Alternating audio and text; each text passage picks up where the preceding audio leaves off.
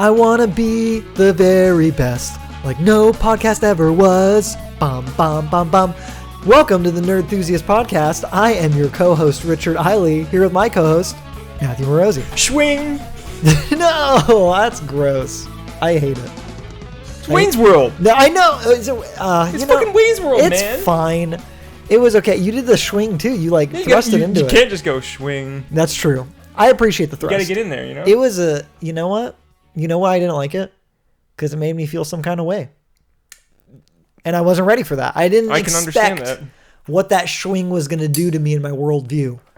And it's a lot. I have that effect on some. It's a lot to process. Welcome, everybody, to Nerd Enthusiast Podcast. We have an awesome one today, one I'm very excited about. We're going to go over some cool stuff, a little news roundup in the beginning, after we, go over what games we're playing and we play our little game. We're going to talk about some Blizzard, some BlizzCon stuff, Star Wars skipping EA access. Then we're going to go into Death Stranding impressions. Me and Matt have both played varying degrees of Death Stranding. You played a little bit more than me. We'll get into it. But neither of us are very far into it, so don't worry too much about spoilers because we're in the first 2 chapters of that. And then we're going to talk about some Pokemon stuff. Sword and Shield is coming out tomorrow. We'll talk a little bit about that. New Sonic trailer, the movie. Revamped Sonic. We're going to go over that. And then we have a little game about iconic PlayStation games for every generation. And that was something that was going on Twitter, and I thought it'd be fun to do. So we're going to pick our iconic PlayStation games just off the top of our head. We didn't do any research or actually thought this out. We're just pulling some shit out of our asses. We're going to find out together what the most iconic games are.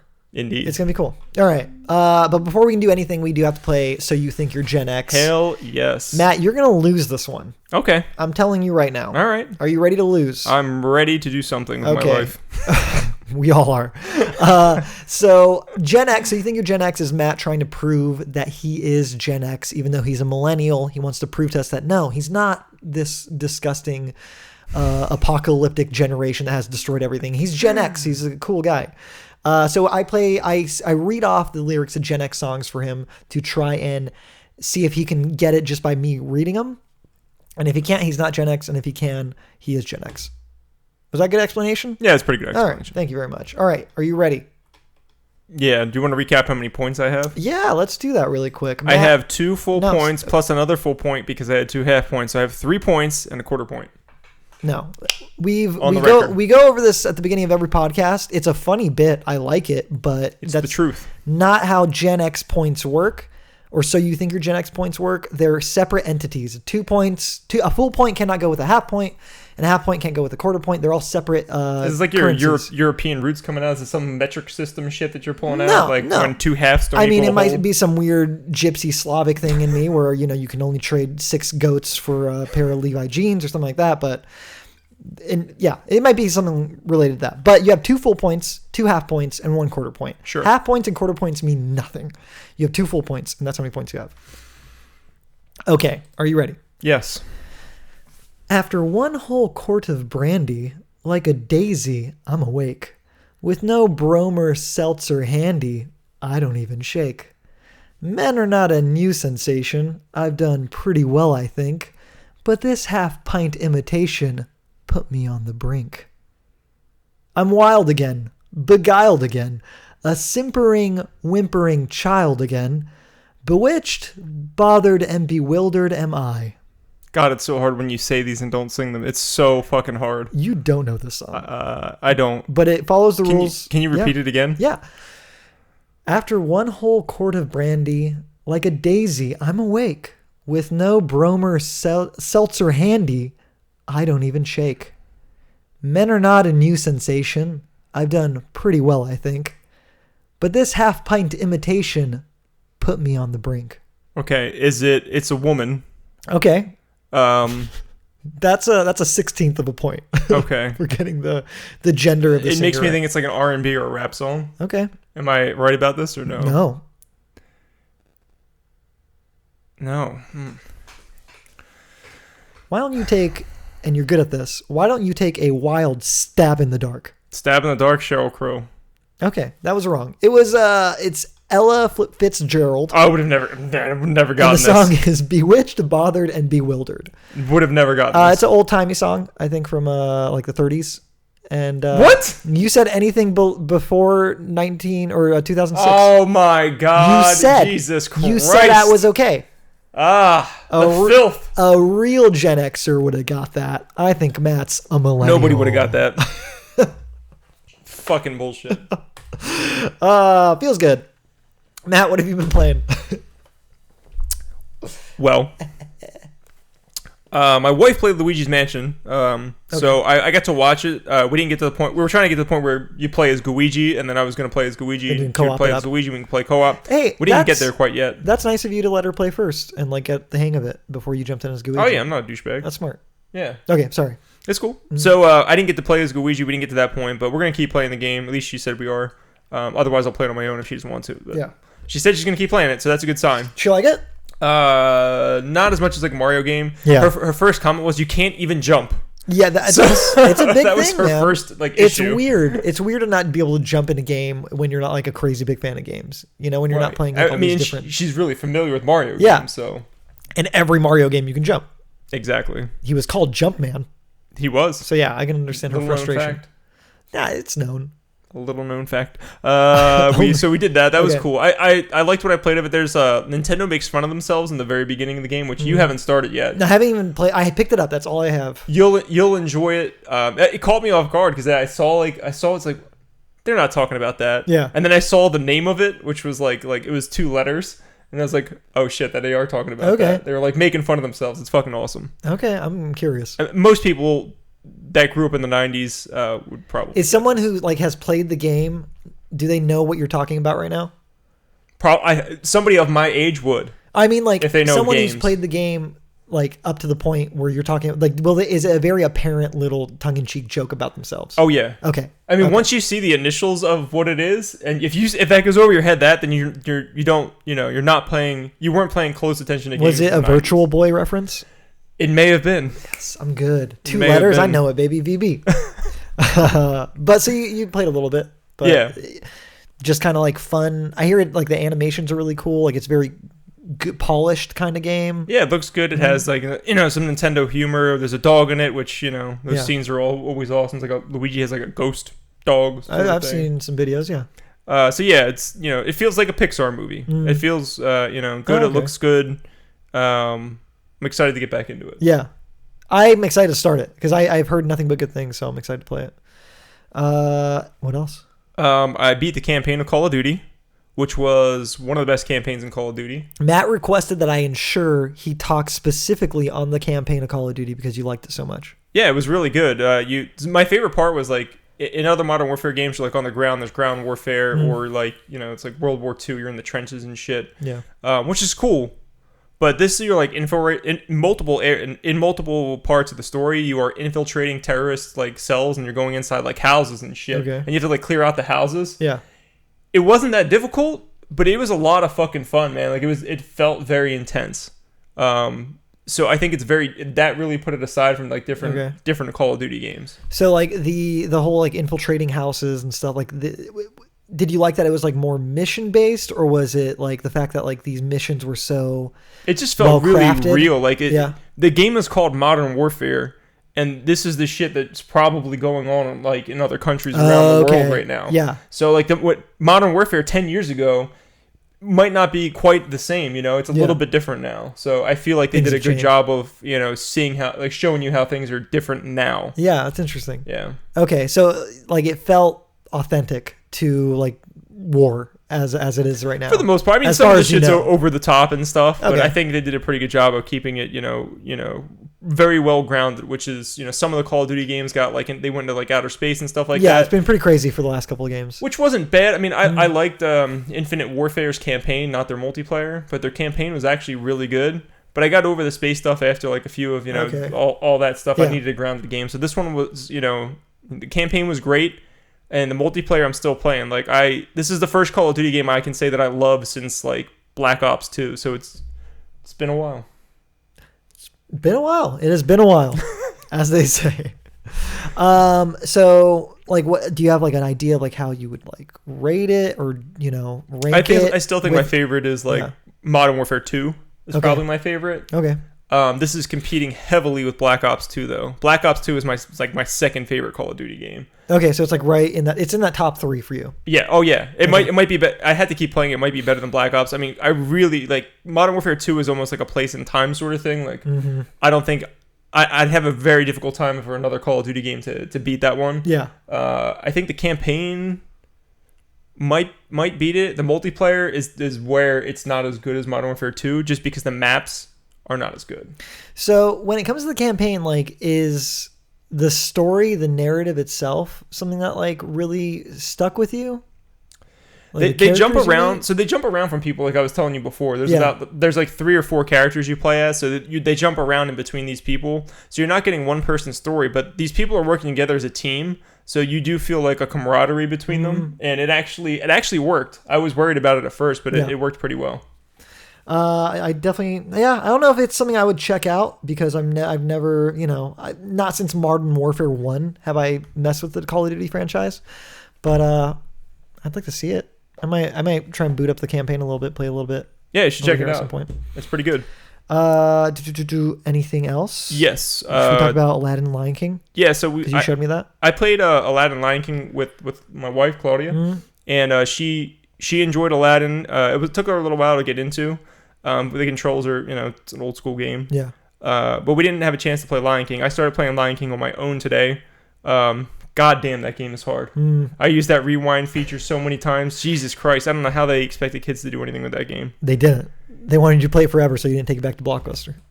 Yeah. That's what it was. Yeah, they didn't want you, beating the game in like a day or anything. And on top of that, the other thing that was cool about that game is there's a lot of like goodies it packed in, which are like, from a preservation piece, they put all this kind of art into the game. They showed you like sides. They had digital cells from like the game, and I think some of the movie stuff was in there too. Super crazy. Yeah, there's a lot of different things. You have interviews with the people who made the game.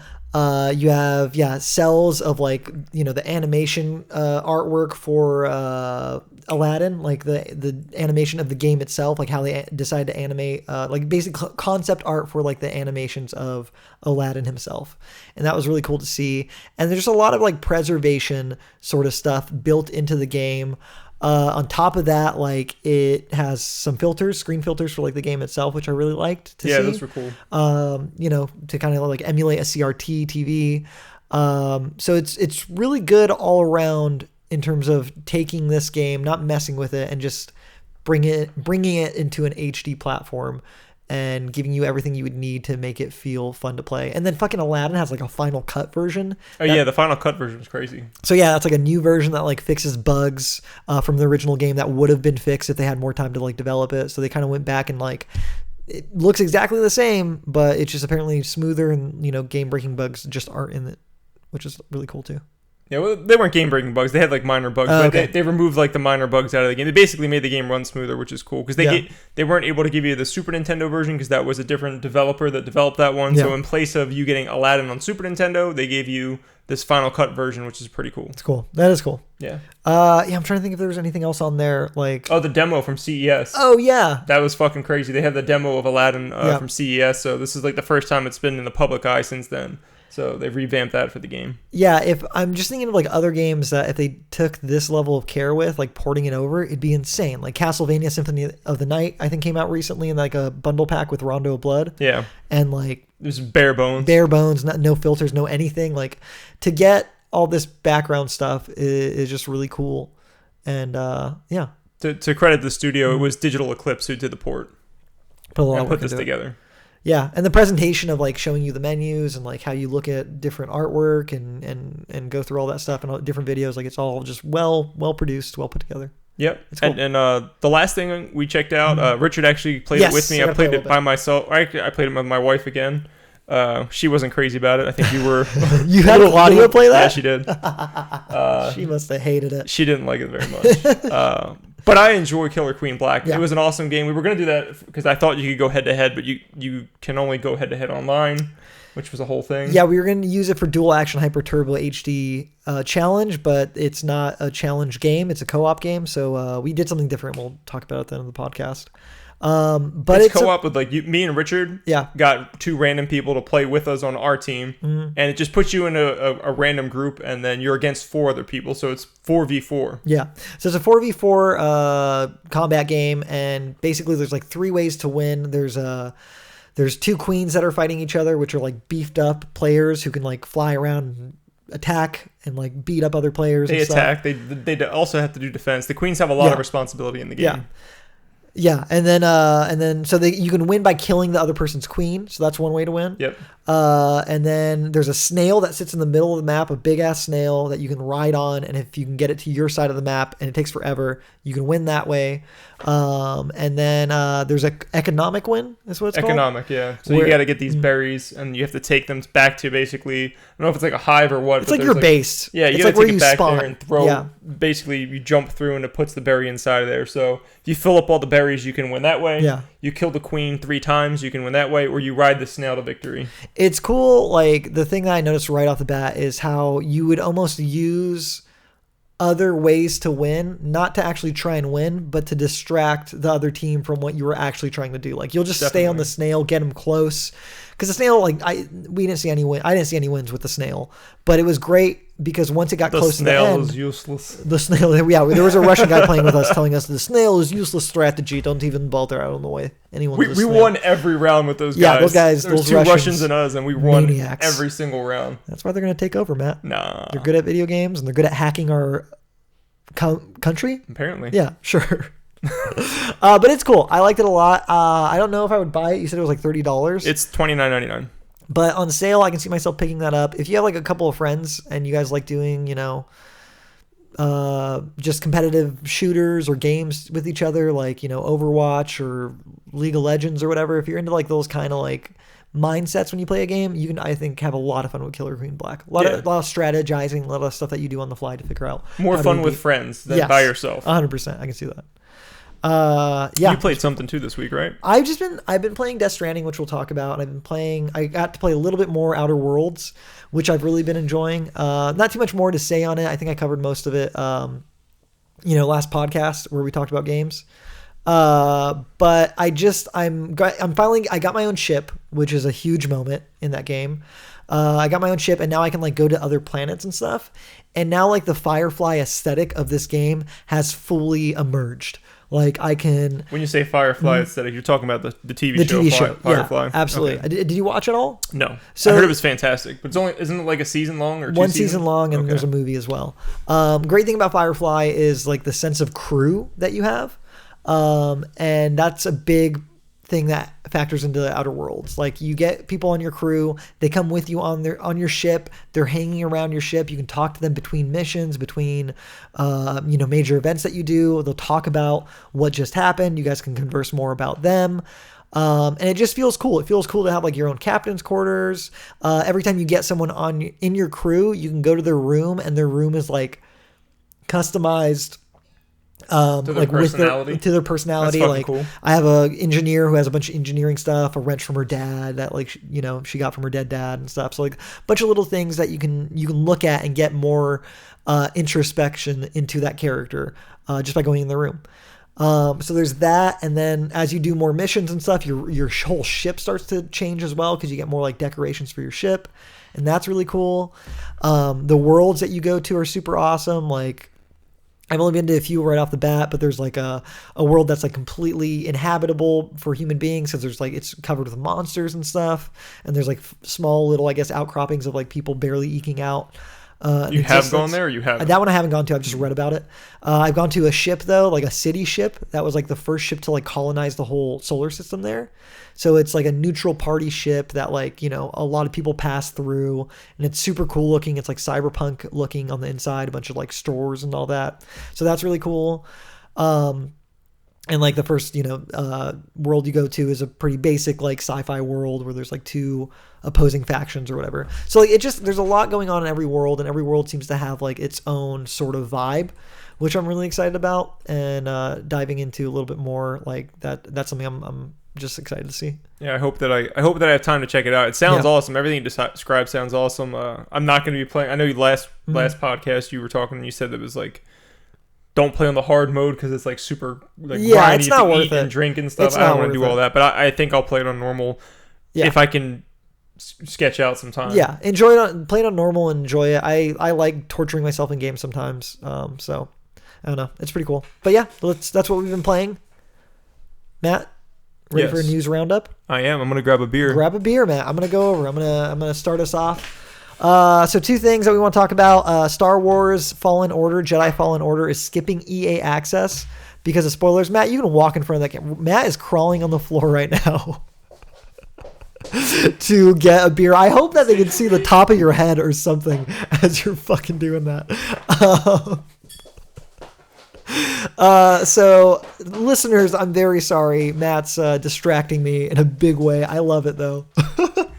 Ridiculous. Is that fun for everyone? No, that was good.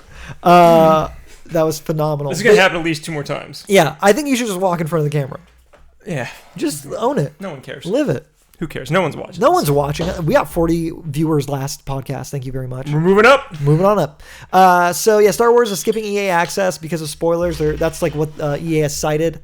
Early access, if you're not familiar with it, is a 10-day or 10-hour early access on EA games. You're supposed to be guaranteed 10 hours. So 10 hours on any EA game? Yes, every EA game. You're supposed to get 10 hours of early access. 10 hours of early access. That's my understanding. And they're not doing it with Star Wars Jedi Fallen Order, which is lame, which sucks. It sucks for the people who are paying for it. I mean, I'm not paying for it, so I really don't care. Same. I'm in the same boat. But I'd be furious if I was paying for it and I wasn't getting early access to this game. That was like a feature and they took it away and they were like, oh, it's spoilers. I'm like, well, then cool.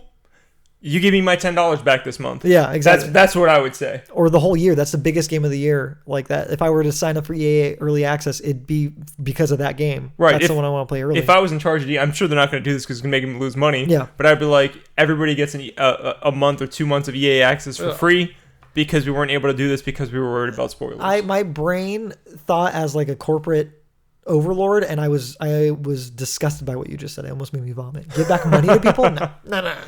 That's what they should do if they want to avoid any kind of I'm sure there'll be at least a small minority of people that'll have some sort of backlash. I mean, like 6. There's like 6 people using EA early access right now, so it's fine. It'll ultimately be okay. No, but if you are using early access, that's our hearts go out to you. That sucks. That's we're sorry. That's lame.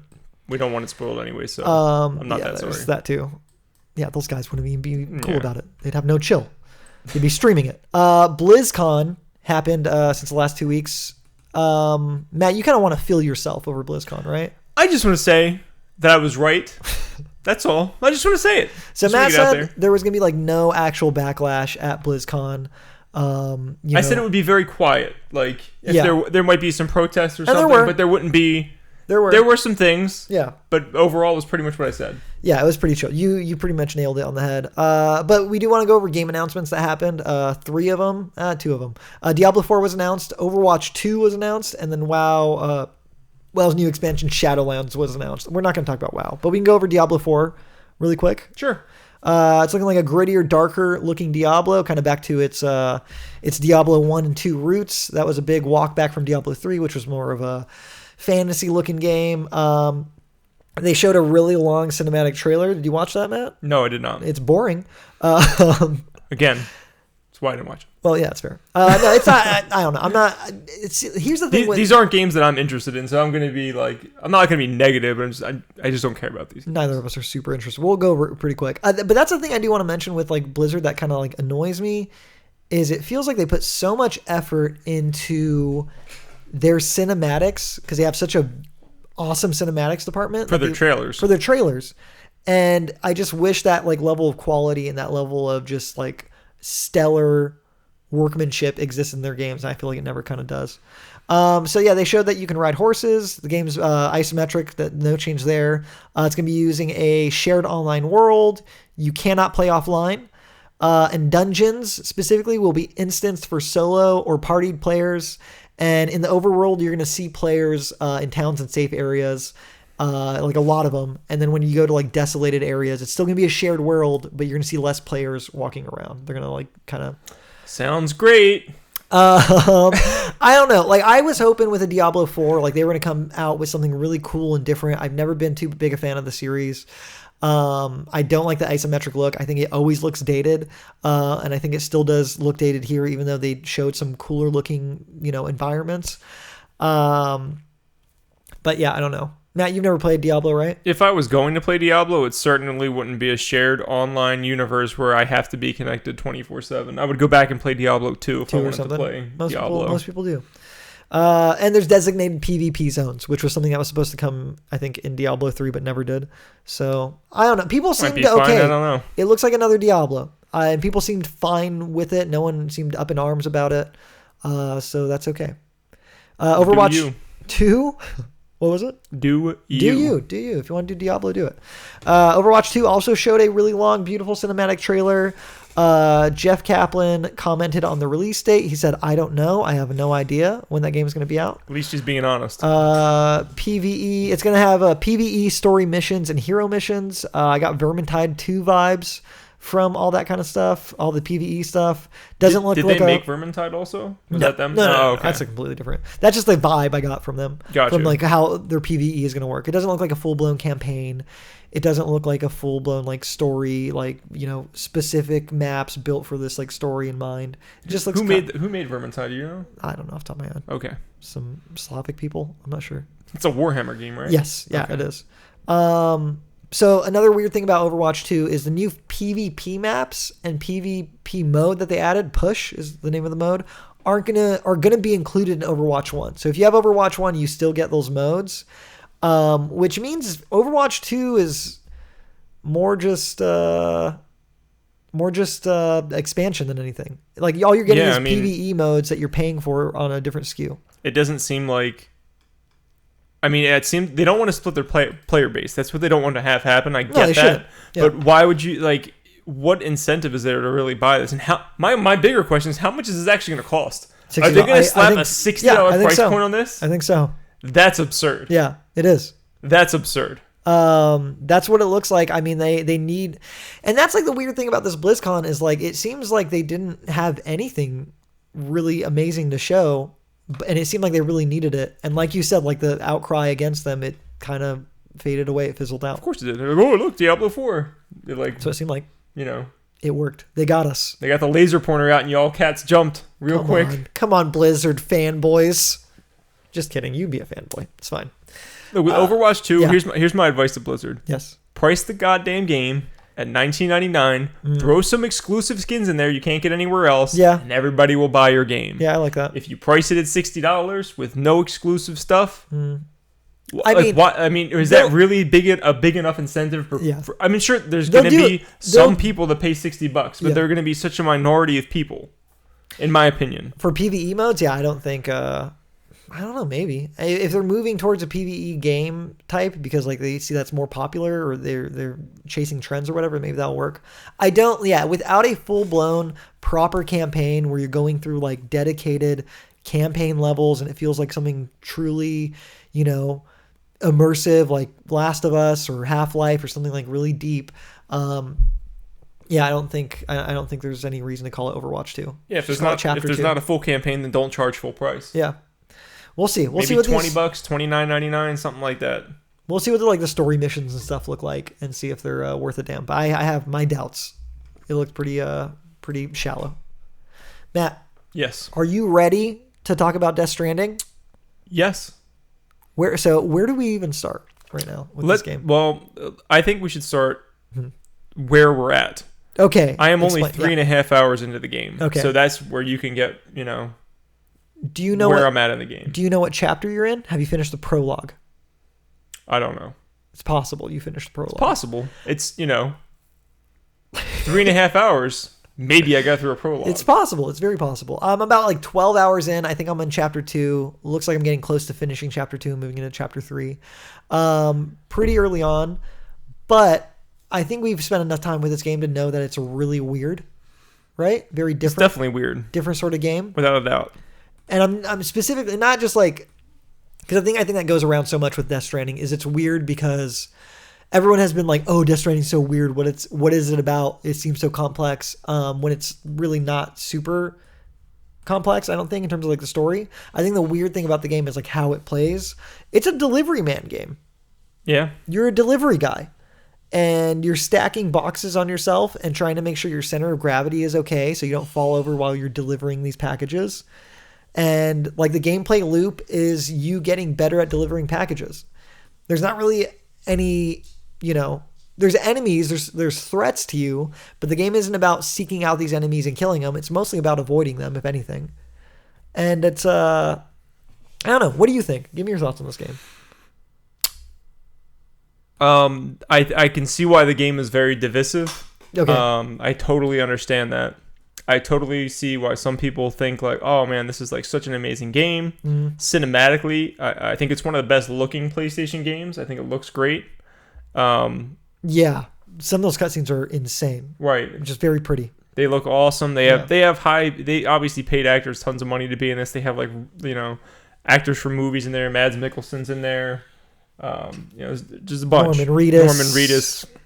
Guillermo del Toro's likeness is in there. Yes. So I mean, the acting is, easily above par, like without trying that hard. Yeah. The acting is fantastic. Yeah. My problem is with the gameplay. Hit me. You walk. Yeah. And you grab things and you go through the struggle of walking up hills. Yeah. Or mountains. And you walk. You walk. That's what you do. There's a lot of walking. Matt, but you don't even know. Like, you get a motorcycle at some point. I saw a video of somebody using the motorcycle, and I don't even think I want the motorcycle at this point. I think I'd rather walk. And I don't want to walk. Nightmare? I don't think that it's a bad game. Yeah. I just think it's a game not for everyone, and I'm someone that it is not for. Are you glad that you're trying it out? I don't mind trying it out. I don't mind trying any of Kojima's games. My problem is I've never liked a Kojima game, and I thought this might be the one until I started seeing the gameplay, and I was like, oh boy. Yeah, let's be clear. Like, this isn't going to be the Kojima game that like changes your mind, because it's him so indulgent on like him making a game that he wants to make. He should have just made a movie. I don't agree. I think you haven't moved into the point, I don't think, where you start to see other structures that players have built and stuff, which is fascinating. The connection part of it is really, really cool. I'm digging that. That might be one of my favorite parts. And like, it sounds corny, I know, but like, I kind of almost feel more willing to like be nicer to people because of this game. In a way, like because it hams that point home so like, or hams that point hard or home so hard to like, connect with each other, and like that's what the whole idea of the game is about. And you want to build structures for other players to use, and if they like them, they can like give you a bunch of likes. They can like put materials into that building to make sure it stays built, because like there's a time fall mechanic that like degrades everything over time. So if you want something to stay up because you really like it and it really helped you, you can put some materials in there. Oh, that's cool. I didn't know that. So that's really cool. It's different. Like, that's something that like stood out to me right away. Is like, this is such a different type of video game. Like, it has such like the intention behind it, like what it wants you to do is so different than like any other game generally wants you to do. Like, its objectives are so, I guess, unique in a way, even though they're pretty simple at the end of the day. You're just delivering packages, but just the way you have to go about doing it. Like, what a weird thing to expand on, like walking. Yeah, I mean, I said before on this podcast, like, my favorite part about games is like the gameplay, and the gameplay is just not there for me. I think it's boring. I'd actually mentioned to you, I sent Richard a text. I was like, why the fuck do these assholes want me to deliver all these packages, and there's a fucking car sitting right out there that's locked that I can't use? What the fuck? You can get a truck later. It doesn't make any sense. They build you up to it. I don't want to be built up to it. Don't show me the fucking car and then tell me I can't take it. Don't even show it to me. What about when a game like gives you all your abilities and then takes them away, like Metroid Prime or whatever? It's the same like idea. It's showing you what you can get at some point. But it's not right there. They don't keep the sword just out of your reach or something that constantly, or just certain thing but like it's not your truck. An upgrade just out of your reach that you see on the screen constantly. It's not your truck. It's somebody else's truck. we're on the same team. Apparently, we're supposed to be like, working together to get these packages delivered. They're not connecting with you in the same way. Let me tell you something I do like. But that's a gameplay loop. They're doing a gameplay loop specifically. I get that. I understand what they're doing, but that totally, that broke the immersion for me. Okay. The Monster energy drinks really didn't need to be in there. You didn't like that? I don't mind. I like Monsters. Yeah. They're fine. I got some right over there. They're fine.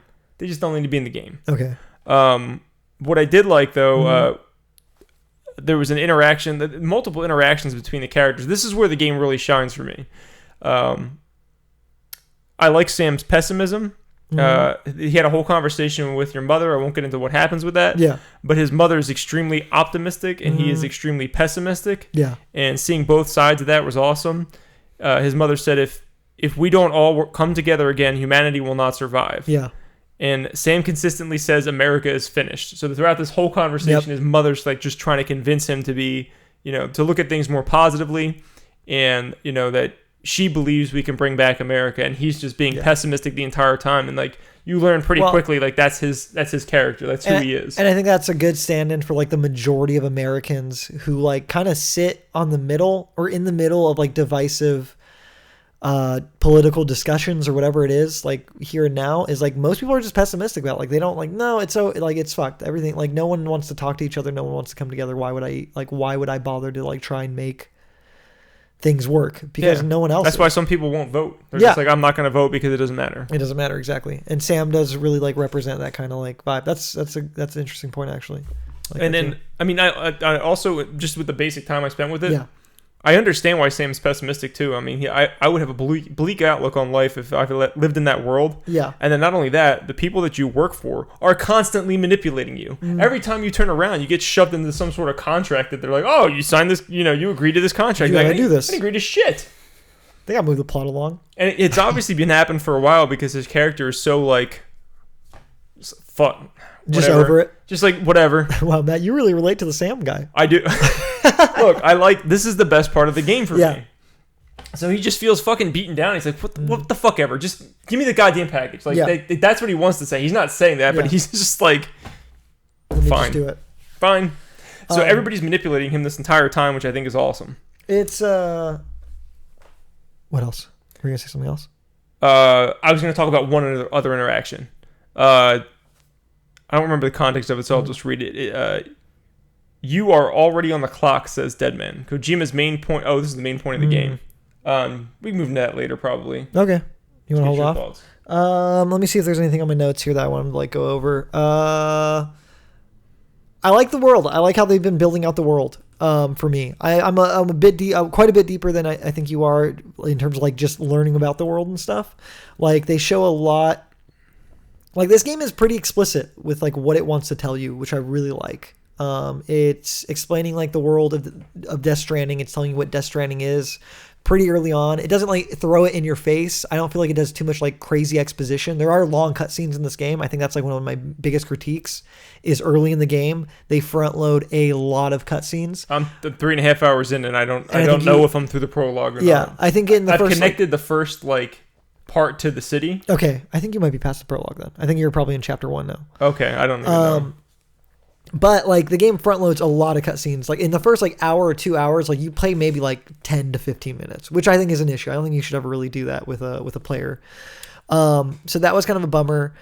But I think back to like the point of exposition, like even though there's a lot of cutscenes, it's more about character development than anything. When it comes to explaining the world, I think the game gives you enough to kind of figure out what's going on. You learn about like the chiral network, you hear about BBs, the Death Stranding, the beach, all these specific key terms, and then the game will give you little like lore things that you can read up on your free time. And if you don't read that, I feel like you can still kind of follow the story. But if you do, they give you a lot of information about like what is this world? How did it come to be to this point? And the thing that is hard with a game that like is so weird and surreal like Death Stranding is, once you start to explain that surreal aspect of a game, it kind of, or a story, it completely falls apart. Like, I don't know if you saw Us, right? With Jordan Peele's Us. I have not seen that. Okay, so that was, to me, that's a perfect example of a movie moving explaining too much of its vague story and everything falling apart because it did that. When Death Stranding goes into its story and starts to explain what is going on in its weird, surreal story, it's all believable and it just feels like good writing. It's like, oh, that's weird. Like that's how we're dealing with like this death dimension. Like that's how we are powering up this network that connects everything. It's through like this weird energy that exists, that's always existed. Like they go into all this cool stuff in the lore documents that I just love to death. I'm all about it. And that's something that really was a highlight for me, or has been a highlight for me. Learning about this world, figuring out what the hell it is, and being satisfied with what I'm learning. Like yeah, you dive impressive. Deep into stuff like that. I would be way more basic, but the game seems confusing from the outside. But once you start playing it, like the ideas he's trying to convey to you should come, I think pretty clear. Yeah.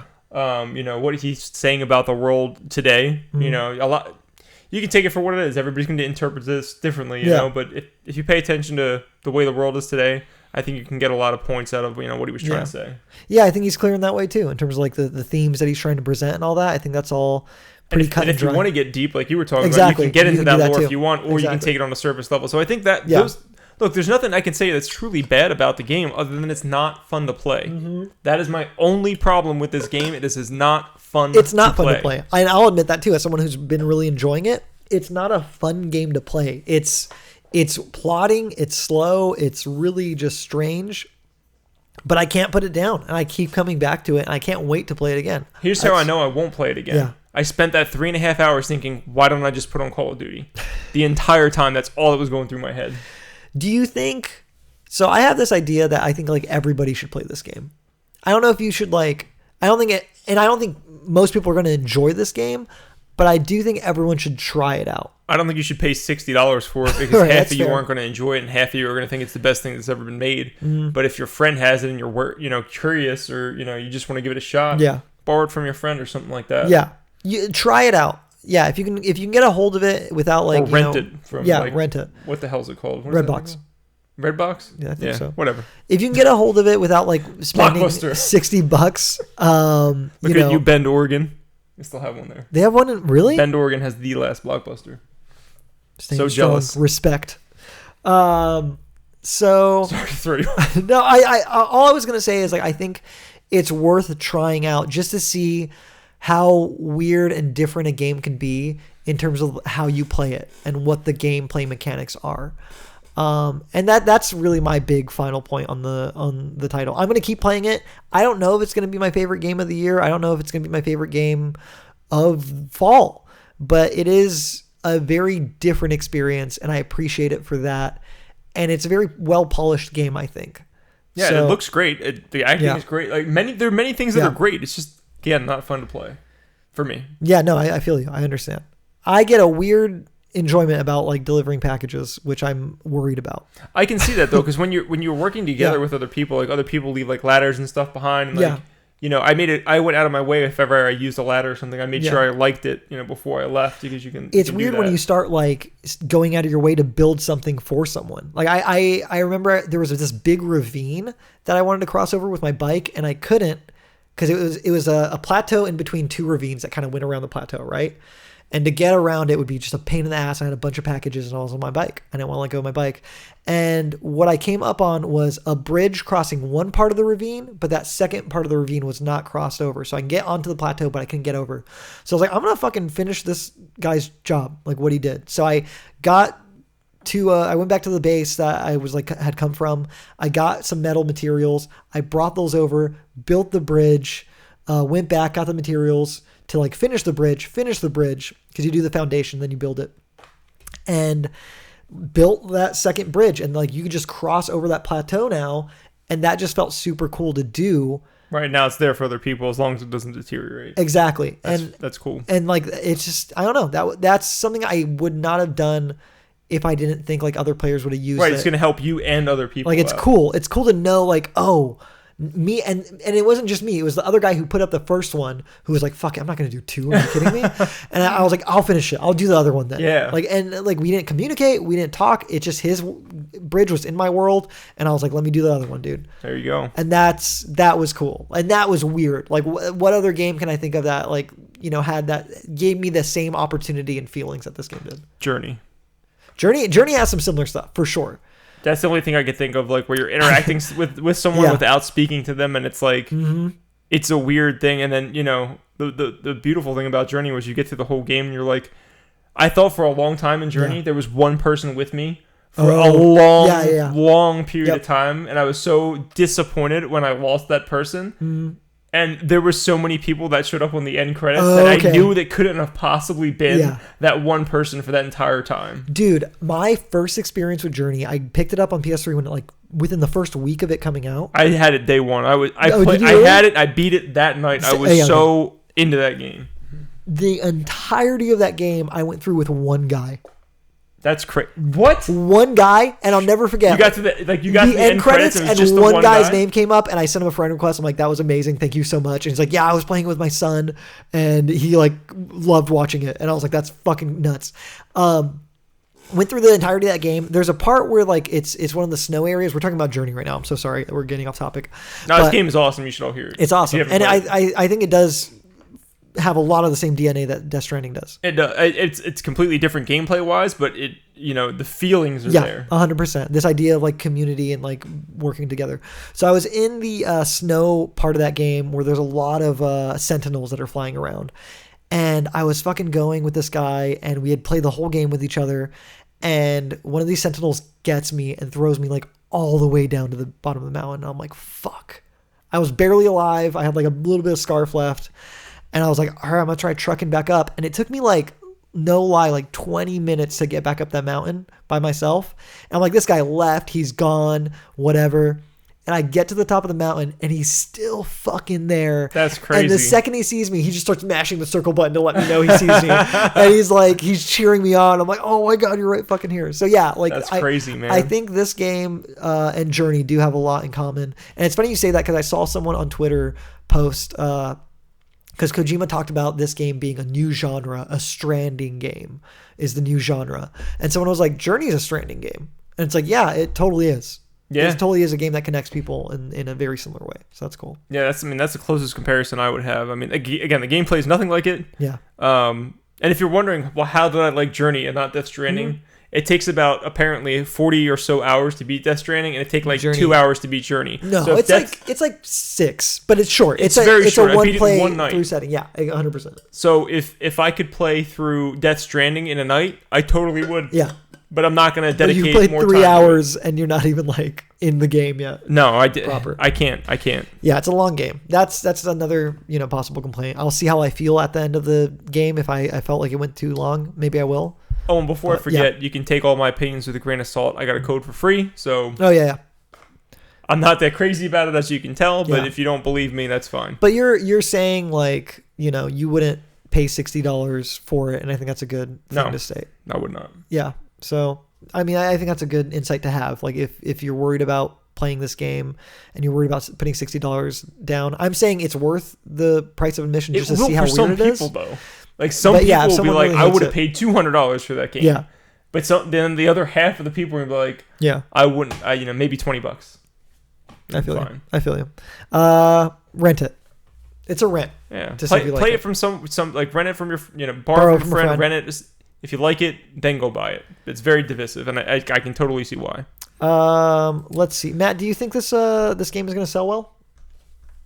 Some statistics already came out of Japan. It's one of the best-selling games in Japan this year. Really? Yeah, I think I automatically I forget all the statistics, but it's if I remember correctly, what I read this so briefly, but I think it's the third best-selling game from PS4 this year in Japan. I'm only speaking about Japan. In the UK, it's the best-selling PlayStation exclusive behind Days Gone is what I saw too. So there's some stuff signifying that it looks like it's selling pretty good. I'm waiting for the US markets to come out, NPDs. In Japan, I mean, what's beating in Japan? God of War is probably beating it, and Spider-Man. Best selling ever PlayStation exclusive. PS4. Okay, yeah, I can see that. That's the only 2 games I can think of. Maybe Horizon Zero Dawn is up there. Dragon Quest. Maybe that's big in Japan. But I think I read it was the third highest selling PS4 game already. So it's selling well. It's going to sell well. I just don't think it's going to have a long tail. I think the people who were eager to get it got it right away. Got it, and then you're going to see it drop pretty quick off after that. Do you think right now Sony is nervous about this deal they made with Kojima?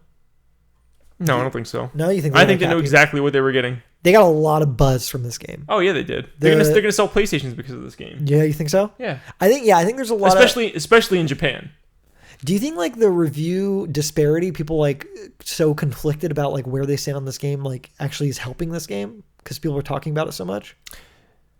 There's definitely an interest that's peaked. Yeah. You know, I'll give you an example. I had a customer come into my store yesterday, and he's into like a lot of action games like I am, and he asked me, he's like, "Oh, did you play Death Stranding?" I was like, "Yeah, I did."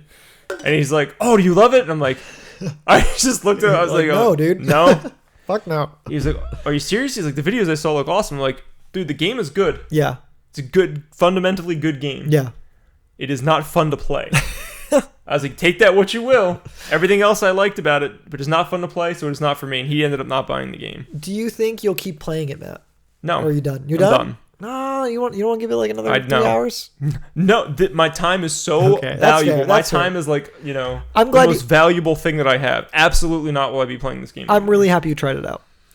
I wish it was shorter. Yeah. Had you told me it was like 15 or 20 hours, I would have been like, I might power through this. And Dude, I didn't know it was going to be this long. 40 hours? Nah, dude. I've heard it's like 80 hours for some people. There's no way I'm playing this game anymore. I'm going back to Call of Duty, or maybe I'll try the Outer Worlds or something else. I got too much shit. Yeah, I feel you. Luigi's Mansion's chilling out. Are you, Matt? Are you ready for our next segment? Should we move on from Death Stranding? Why don't you segue and I'll get another beer? Okay, guys. Coming up, some great segments, some great Pokemon segments. I'm very excited about. Just walk in front of it. Okay, Matt, come on. Matt's got like 7 beers. Matt's got 7 beers. We're going to get flagged. That's male nipple not allowed. I'm going to have to blur that out. I'm going to have to blur that out. Dude, that'd be funnier. That'd be funnier if you blurred. We're gonna get out my fucking guts. Adult rating because of that. Let's see. No make for the kids. I want to go over. This is Richard's Pokemon pipeline. We're gonna talk about Pokemon for a little bit. Matt's not a big fan, so we're gonna barrel through these news and get to a game, which I'm really excited about. Oh, indeed. I'm happy to play this game when it happens. So Pokemon Sword and Shield, if you're watching this the day this has come out, we recorded 2 days before Pokemon, and this should go up the day before. Pokemon's coming out tomorrow, if you're listening to us right now. Tomorrow being the 14th at 9 p.m. in California time. Yeah, that's right. You can get some West Coast, some early releases. And reviews are just starting to come out right now, and there is a bunch of drama and just discourse around this Pokemon release. Have you been like keeping up with any of this at all, Matt? Very little, because I don't care. You don't care about Pokemon. That's fair. So. Well, right now the reviews are sitting at like 81 on Metacritic. That's pretty good. It is the lowest score for an entirely new entry of Pokemon, from like a generational leap. That is the lowest. I think the lowest from a new Pokemon game, entirely new Pokemon game, is Pokemon Ruby, and that was like an 82. So this sits a little bit below that. We'll see how people feel about it going forward. The game's not out yet. We're still waiting for more reviews to come out. I think the big hubbub right now, though, is National Dex has been cut pretty substantially. Majority of the Pokemon are no longer available within this game. Whereas previous Pokemon titles would always allow you to bring over your Pokemon. There's like half the Pokedex that you cannot bring over now. So people are upset about that. And a reason for that was given from, Game Freak, was that like, because they're moving to new hardware with the Switch from the 3DS, like it's hard to develop. It's hard to build all these models from scratch for a new game. And then new leaks have shown that like the models that they're using in this new game are the same that they were using from 3DS. The wireframes look exactly the same. Like it's the same models just ported directly over. Mm-hmm. So people are really upset about just this perceived lack of dishonesty from Game Freak.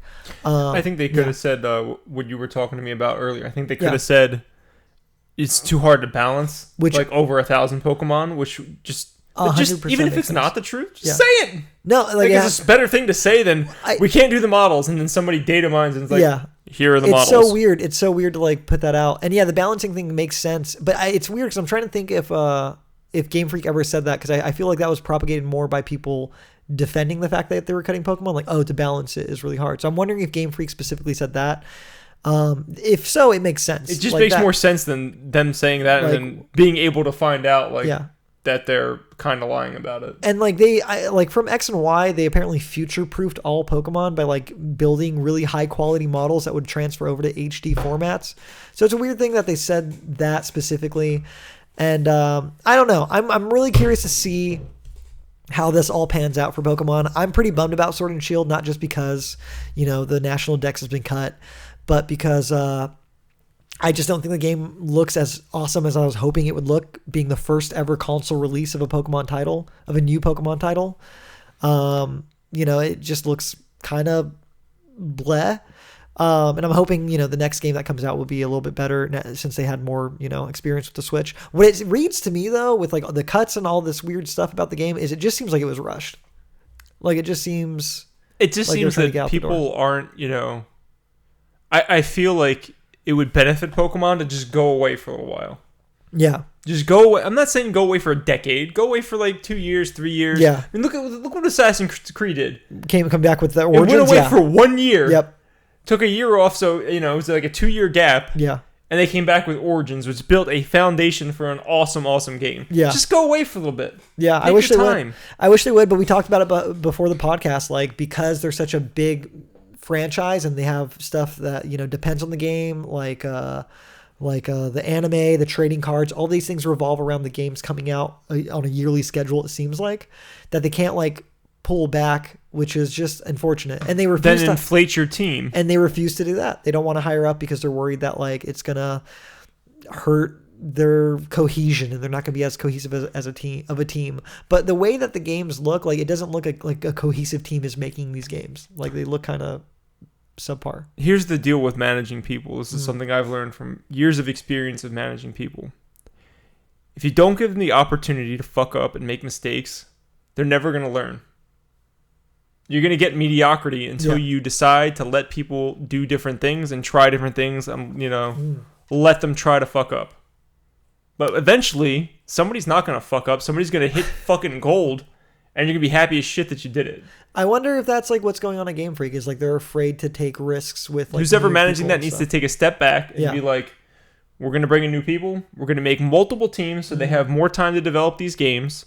But they're clearly not going to stop making a goddamn game every year. That's clearly not going to happen. I think they're committed to that. So bring in multiple people. So much depends on it that they have to. Bring in new people. Give them time to develop the game. Put them on a Call of Duty cycle where, look, this team A, you got 3 years to make your game. Team B, you got 3 years to make your game. Team C, you got 3 years to make your game. That'd be awesome. I wish they would hire up. That's my big, like, they have so much money as a company, the Pokemon company. I wish they would just like. It doesn't make any goddamn sense. If this was, can you imagine for a fucking second? Yeah.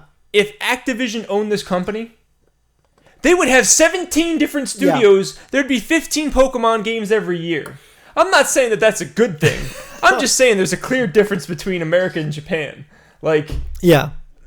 I'm not saying they need to do what Activision could do, but they should at least get multiple teams on there. So if they're going to pump out a goddamn game every year, they can make sure it's a quality title and give people more time to actually develop the game. Or just hire up. Just hire more people on your team. I think Game Freak, let me look it up really quick. Game Freak, I think, consists of 200 people is their team. If they think that it's impossible to hire people and make a quality product every year, look at Call of Duty.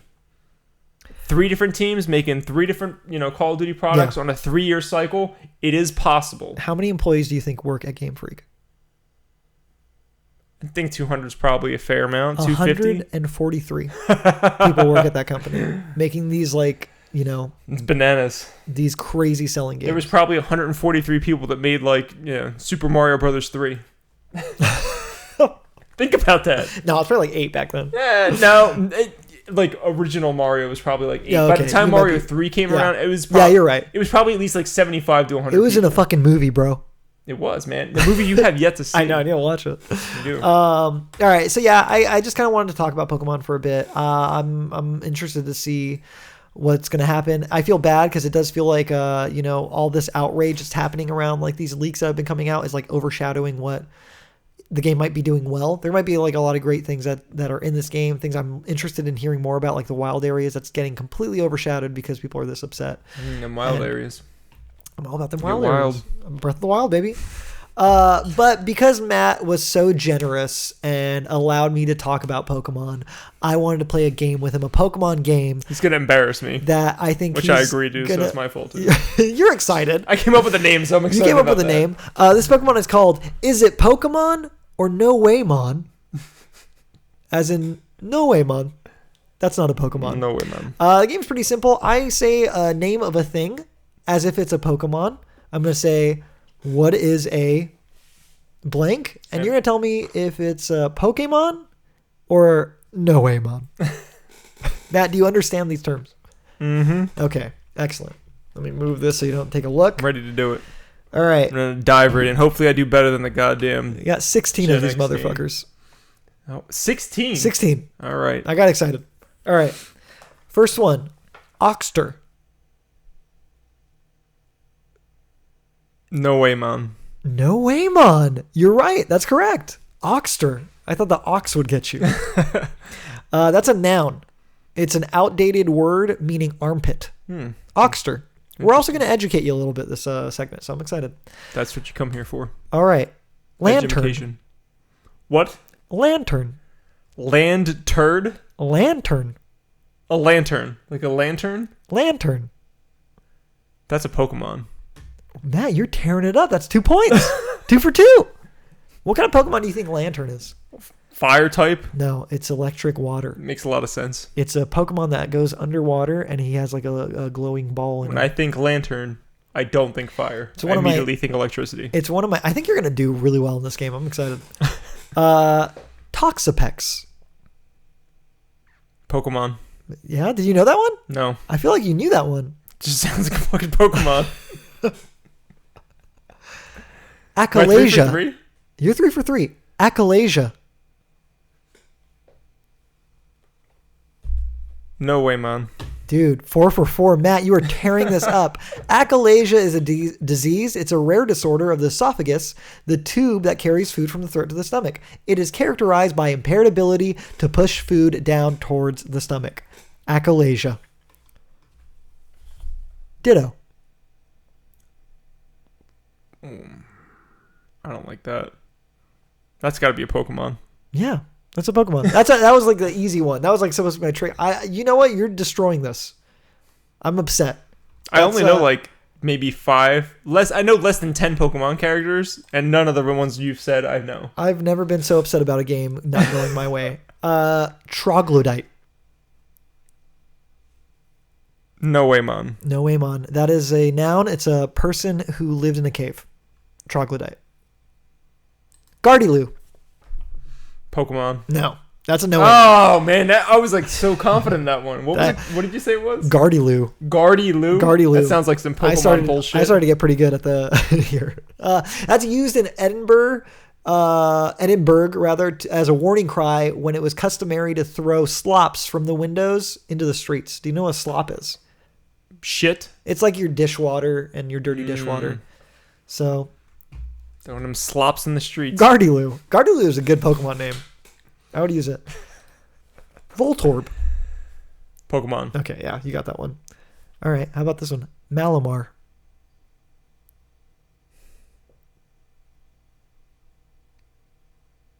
Pokemon. Damn, Matt, you've only missed one. Yeah, I think you're already at like a passing grade over here. How many are left? We got 1, 2, 3, 4, 5, 6, 7 more. Well, that's more than I thought. All right. I'm nervous now. Mr. Popo.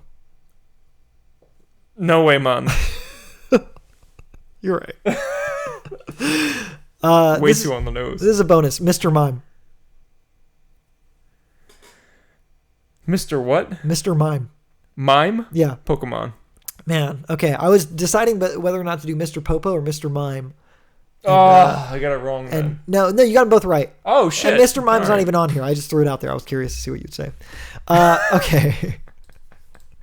That's only one wrong out of 16. Type Null. No way, man. No, that's a Pokemon.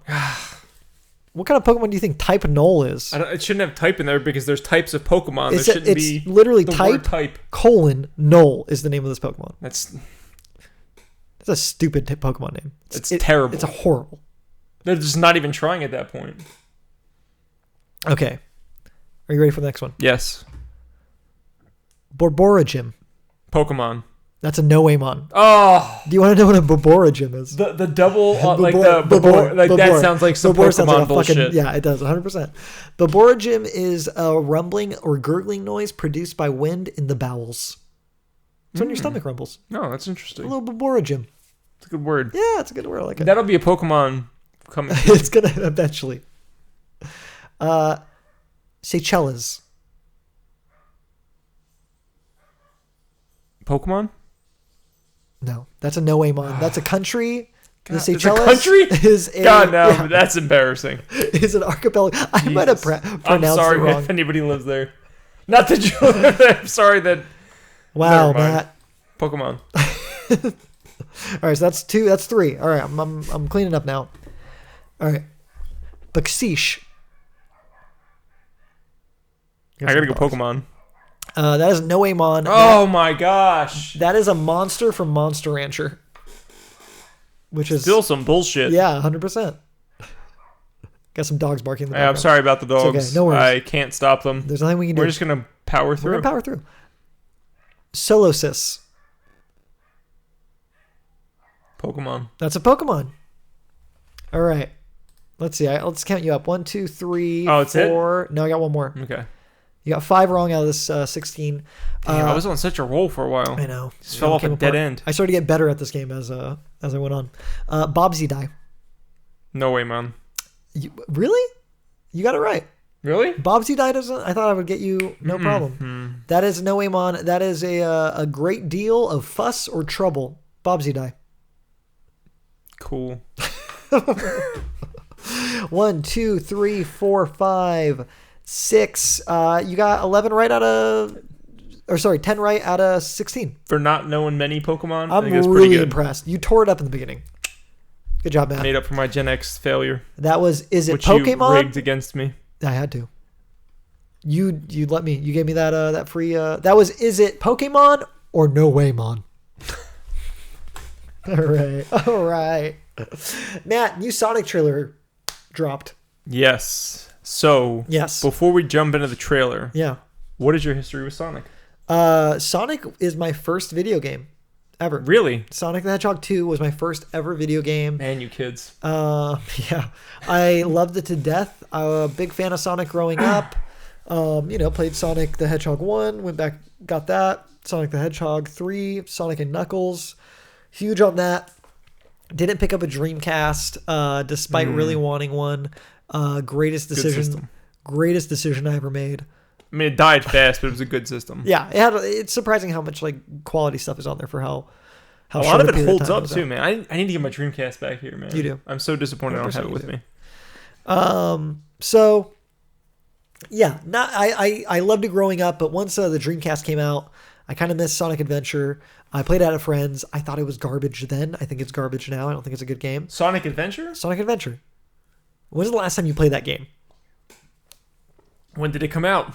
Okay, got it. Perfect. It's trash, dude. It's not a good game. But drinking water. Listeners are gonna hate that noise. Yeah, it was not a good noise. I heard it in my ears. So yeah, that's my experience. And then after that, I was done with Sonic because it just got worse and worse and worse and worse. I don't think there's really been a great Sonic game since Sonic the Hedgehog on the Genesis. I don't even know if those games were that great to begin with, looking back on them. I think Sonic Mania is pretty awesome. Really love that. But yeah, I think it's an overrated franchise. What about you? What is your history with Sonic? I bought a Genesis. Mostly because of Sonic the Hedgehog. It was not my first game. Okay. My first game was probably Frogger or Pitfall on the Atari 2600. But I don't remember because I was very small. You're a baby boy? But Sonic was definitely the pillar. I want a Genesis. I need to play Sonic. Sega does what Nintendo don't. You were a big, yeah. You're a I big love Sega Sonic, guy. man. I have. These are the ones from when I was a kid too. They're not like second copies. I went out and bought 1, 2, 3, 4, or 1, 2, 3 Knuckles, all right there. I don't remember playing the Knuckles one that much, but 1, 2, and 3 got a lot of playtime. Good games. A lot of playtime on those games. Played Sonic Adventure, was good. Yeah. I think I bought Sonic Adventure 2. It wasn't good. I don't remember if I played it. Sonic Adventure wasn't good. It was fine. The voice acting was terrible. Yeah. But it was fine. It played... Okay, it's fine. What'd you think of Sonic Heroes? Doesn't matter. I did not play Heroes. There was a kind of a gap. I didn't play Heroes for a while. Yeah, because you know why you didn't play them? Because I heard they weren't good. Because they were shit. That's why. And they've been shit for a while. When this movie trailer, that last movie trailer came out for this movie, what did you think when you saw that abomination of CGI in front of you?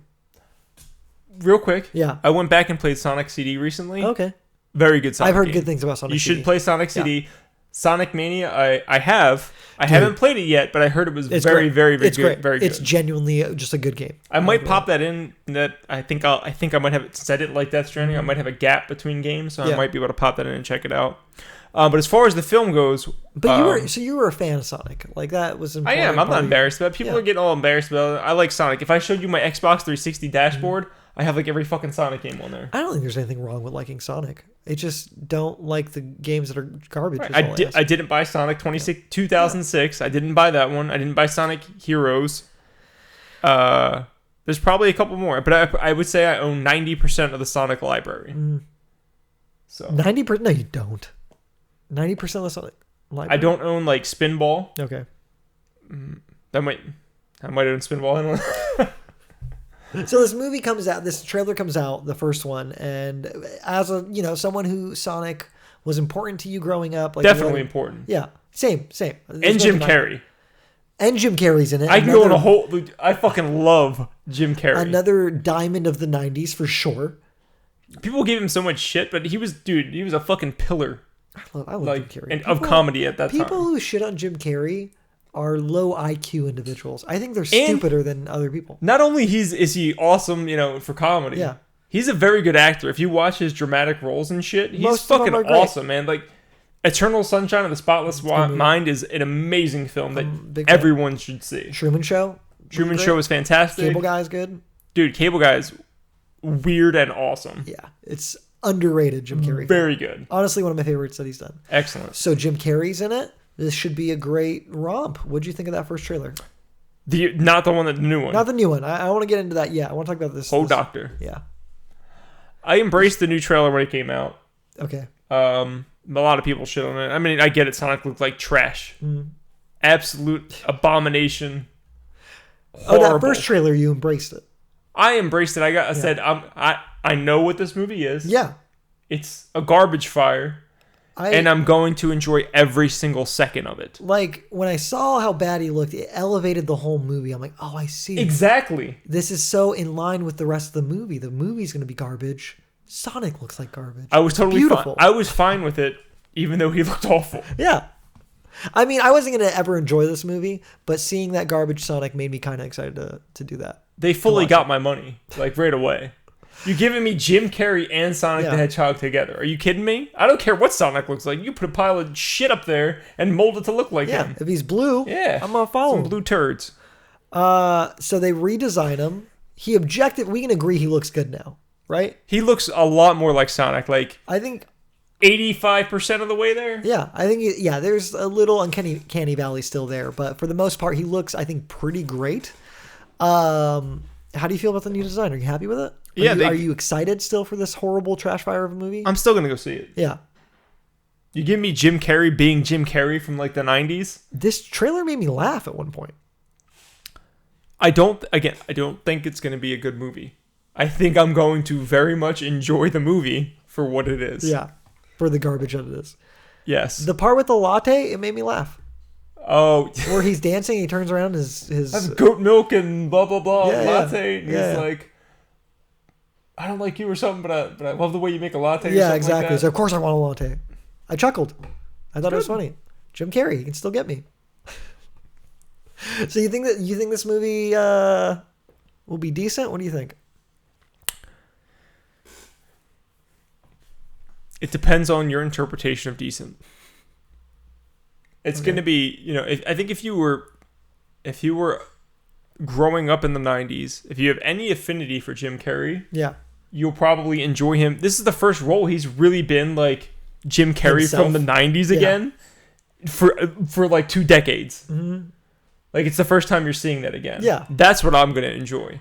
I can give a fuck. I honestly, to me, it's almost like a Jim Carrey movie being Jim Carrey again. And Sonic just happens to be there. I think this is going to be, it's going to turn out to be a really great guilty pleasure movie. And I think I'm going to like it more than Detective Pikachu, which for some reason was lauded as this amazing video game movie. Never saw that one, to be fair. Well, the issue I have with Detective Pikachu is it leaned way too hard into being a kid's movie. Like it was. I don't think Sonic is going to do it that. It will, but it's already got like funny, weird, like adult humor. I feel like already that's in there. Whereas Detective Pikachu had none of that. It was like a kids movie all the way through, the most simple, brainless plot ever. Plus, the other main actor in that movie is from Westworld, and he did a very good job in Westworld. Oh, did he? Yeah. Well, I forget his name. I don't think anyone's gonna bust out their true acting chops in this movie. But come on, man. But Sonic. I think we're gonna be pleasantly surprised by this movie. I think it'll be decent. So I do think it'll be decent. I can see decent. Will the Mario movie be better? Yes. Just immediately? Yeah. They're making it animated, first of all. Second of all, if they get, his name is Charles Martinet, who does his voice. If you don't get him to do his voice, there's something wrong with y'all. Can Charles Martinet carry an entire movie, Matt? Why not? Because he's never Here's the thing. Mario never says a lot to begin with. Yeah. They shouldn't have Mario having gigantic lines of dialogue in this movie. He's going to be jumping and yoo-hooing and bebopping all around. Yahooing. I don't know. I have no idea what to expect. I don't know. Other than that, just, bring back John Leguizamo. Reprise him as Luigi. Legacy role as Luigi, and I'll be fine. I'd watch it. All right. Anything else to say about Sonic? No, I think as for much shit as it got, I was gonna go see the movie to begin with. I'm still gonna go see it now. Yeah. It'll be fine. Go see it. All right. Support the franchise so they make another Sonic Mania 2. Matt, take us to our next segment, our final segment before questions. So this came from Twitter. Yeah. I saw it on Twitter. I saw a couple people cover it. I thought we'd hop into it real quick. It's iconic PlayStation games per generation. This is because the PlayStation 4 is, sunsetting. It's coming to a close. PS5 is on the horizon. We just wanted to look back at the past generations of the PlayStation and pick the most iconic games. So these are not our favorite games. These aren't necessarily PlayStation exclusive games. Wait, no. These are games that you would identify with that system. For example, PlayStation 1. Yeah. Final Fantasy 7. Oh, we can agree on that? No, I'm not saying that that's the answer. We'll get to there. But that is the example. Yeah. It doesn't necessarily have to be exclusively only on that PlayStation, I mean, Final Fantasy 7 was, though. But it's not a first party PlayStation game. Viewers, I apologize because we did not discuss this before the podcast. We need to cement whether or not this needs to be an exclusive title. I don't think it does. I think it's just what you associate with that console. I feel like that's going to be an exclusive title. Can you kind of give you another example? Yeah. Resident Evil 1. Yeah. That was only on PS1. But it got ported later on to other systems. Later on. But that wasn't until the GameCube. All right, fine. GameCube. Right, okay. Resident Evil 4. It's a PlayStation 2 game. It's a GameCube game. But it started out as a GameCube exclusive. So that's something. Now you're seeing my point. So that's You're proving my point. But it's associated with GameCube. Because it started out exclusive, is what I'm saying. But you've associated it with the GameCube. So you can associate things with the PlayStation 1 that may not have been an exclusive. But if you go to PS2 and you're or let's say PS4 and you're the most iconic thing is Witcher 3 or right, that could be a game. No, because Witcher 3 played better on PC. It should be at least better on Xbox. Play exactly. So it doesn't. It's iconic to the generation, not the right. But I think it should be what your mind goes to when you think of that console, whether it's exclusive or not. Period. Okay, I agree to these terms, but I put in a contingency that says if you try and put forward a non-exclusive game into one of these platforms, I'm going to fight you. I'm going to make you fight a little bit harder for it. Tiger Woods 99. No, okay, exactly. PS1 exclusive. Should we start with the PlayStation portables? Let's get them out of the way because I haven't played PSP. Yeah. Very, very little. And PS Vita, a little bit more than PSP. Yeah, so Matt's going to have me kind of run the show on the these handhelds. Two. You got to kind of take these. Okay. So PlayStation Vita, we'll fill that in really quick. That's Persona 4 Golden by far and away. There's no disputing that. Persona 4 Golden was probably the winner. I can't really say anything that would be like more iconic than that on the Vita. I would said shout out to Freedom Wars, which is very popular on the Vita. Shout out to Uncharted Golden Abyss, which never gets enough credit. I don't think it needs credit. It's not a good game. It's like a mediocre Uncharted. Golden Abyss. But yeah, I would say Persona 4 is probably the game most associated with the Vita. I bought a Vita specifically for Persona 4 Golden. I never bought any other game for it. It ended up being my PlayStation 1 like retro machine. It would just play PS1 games from the store. That's a great way to use a Vita. Dude, so many classic games. Fucking awesome. Castlevania. Let's stop for 1 second. Isn't it astounding the collection you can get on a PlayStation Vita and how you can get absolute shit on PlayStation 4? Or the Switch in terms of like retro games. That's fucking crazy. It's garbage. The only one doing this right is Xbox right now. Yeah. Don't care what you all say. PSP, that's tough. I want to say, listen, my favorite game on that thing is Final Fantasy Dissidia. I don't know if that's the most iconic game on the PSP. I don't know. Maybe Peace Walker. Yeah, I heard Peace Walker's supposed to be good. One of the Metal Gears was really good. No, you know what it is? Monster Hunter Generations. Yeah, I heard, that was pretty popular. That game sold so fucking crazy in Japan and like really was the identity of that console for a lot of people. I think it's Monster Hunter Generations or whichever one it was. Yeah. I'll agree to disagree because I don't know. All right, I'm going to put it in there.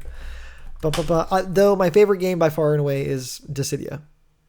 All right. Take us away on PS1. So PS1, games that first come to mind for me for PS1, Resident Evil. Okay. The second one's a better game, but the first one is more iconic because, again, kind of place and time sort of thing. Monster Hunter Freedom Unite. Yeah, it sounds familiar. Yeah, that's the one I was thinking of. Sorry, go ahead. So Resident Evil. Yeah. Tomb Raider. Tomb Raider's a big one, dude. Spyro was big at the time. You can say what you want, like it's a kid's game now Spyro, or whatever. Crash Spyro Bandicoot. Was huge at the time. Crash was huge at the time. Final Fantasy VII.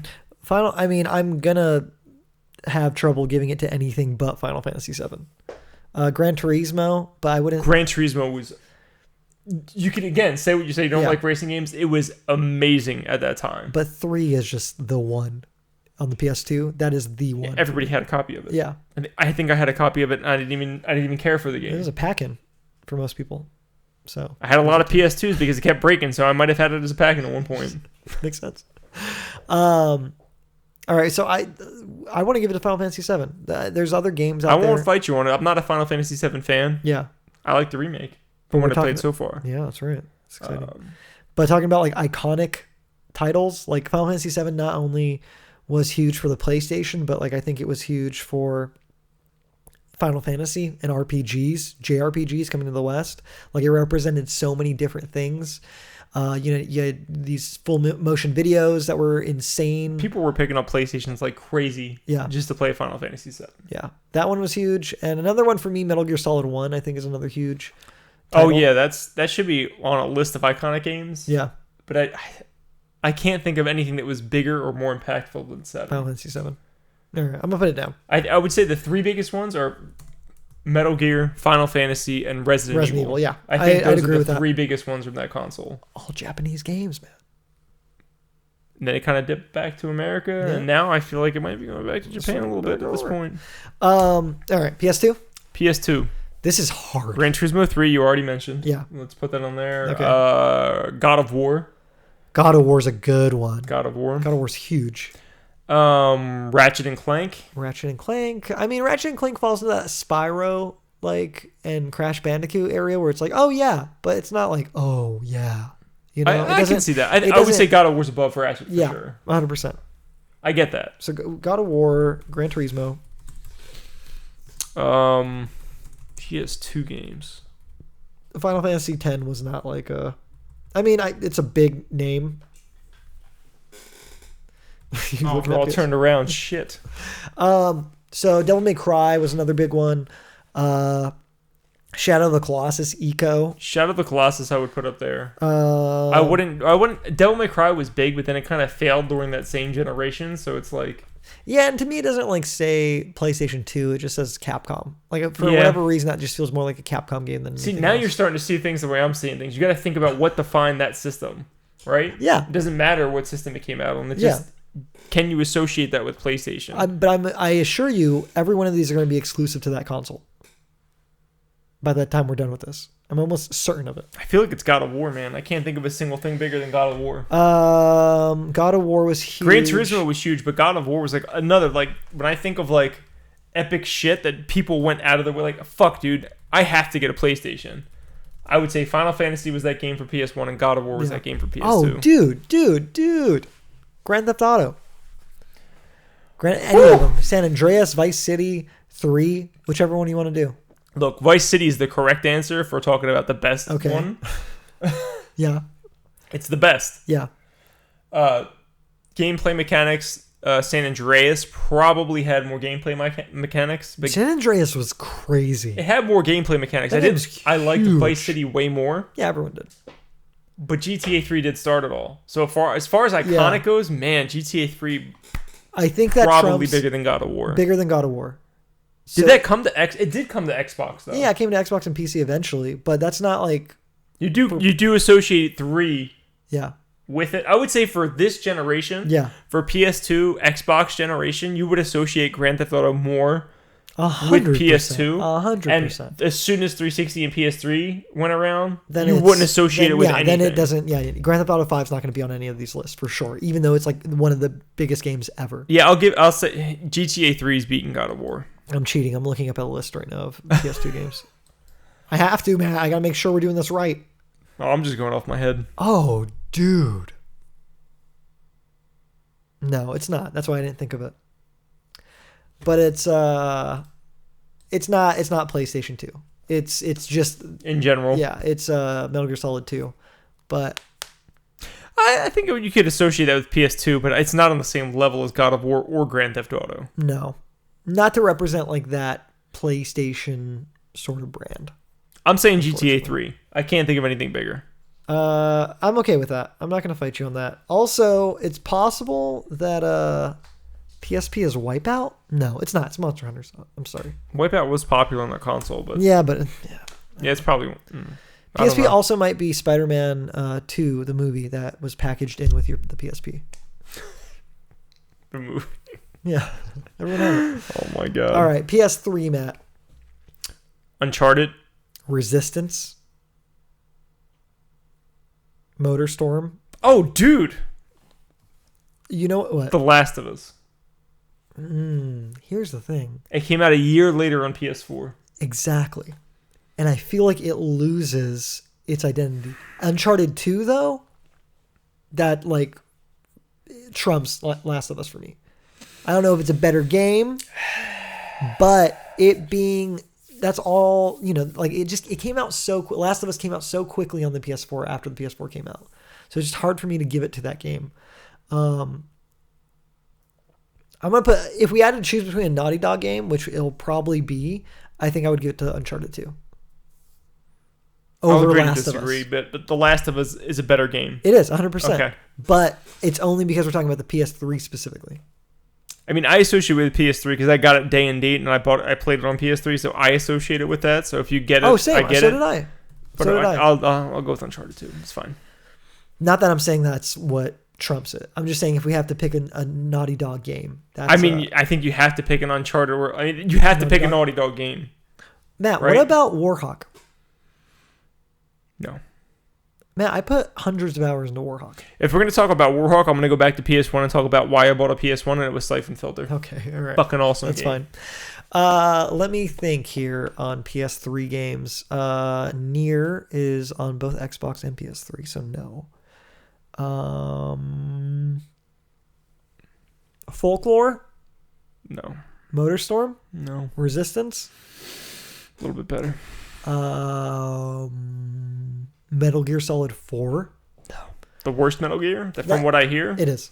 But let's talk about Metal Gear Solid 4 for a second. That is a game that never came out anywhere else. To this day, true. The only place... Is it digital? No. It's only on PS3. And it will remain there forever thanks to that cell processing. It's possible that you can play it on PlayStation Now, but what the fuck? It's $10 a month now. God of War 3 was really good.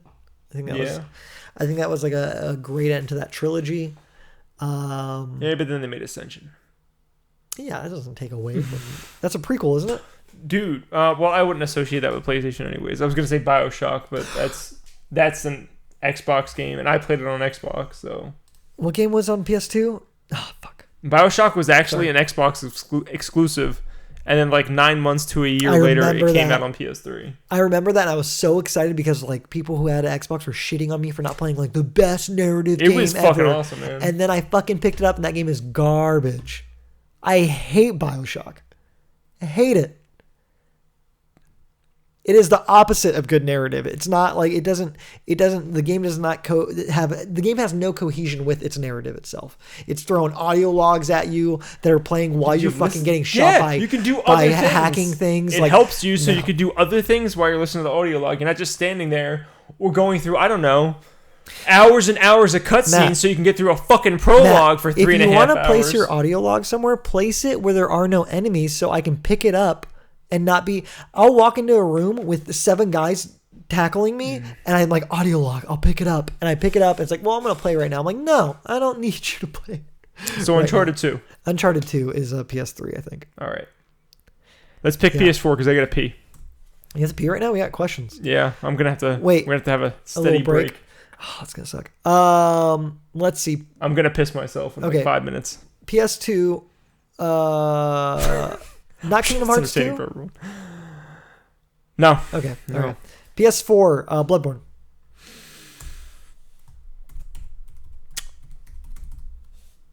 It's Bloodborne.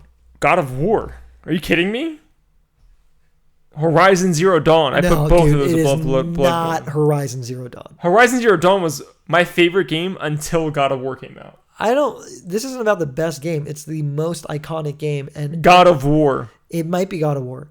But I don't think it is. It's God of War. Also, I haven't beat God of War. Oh my lord! No wonder it's not God of War for you. God of War.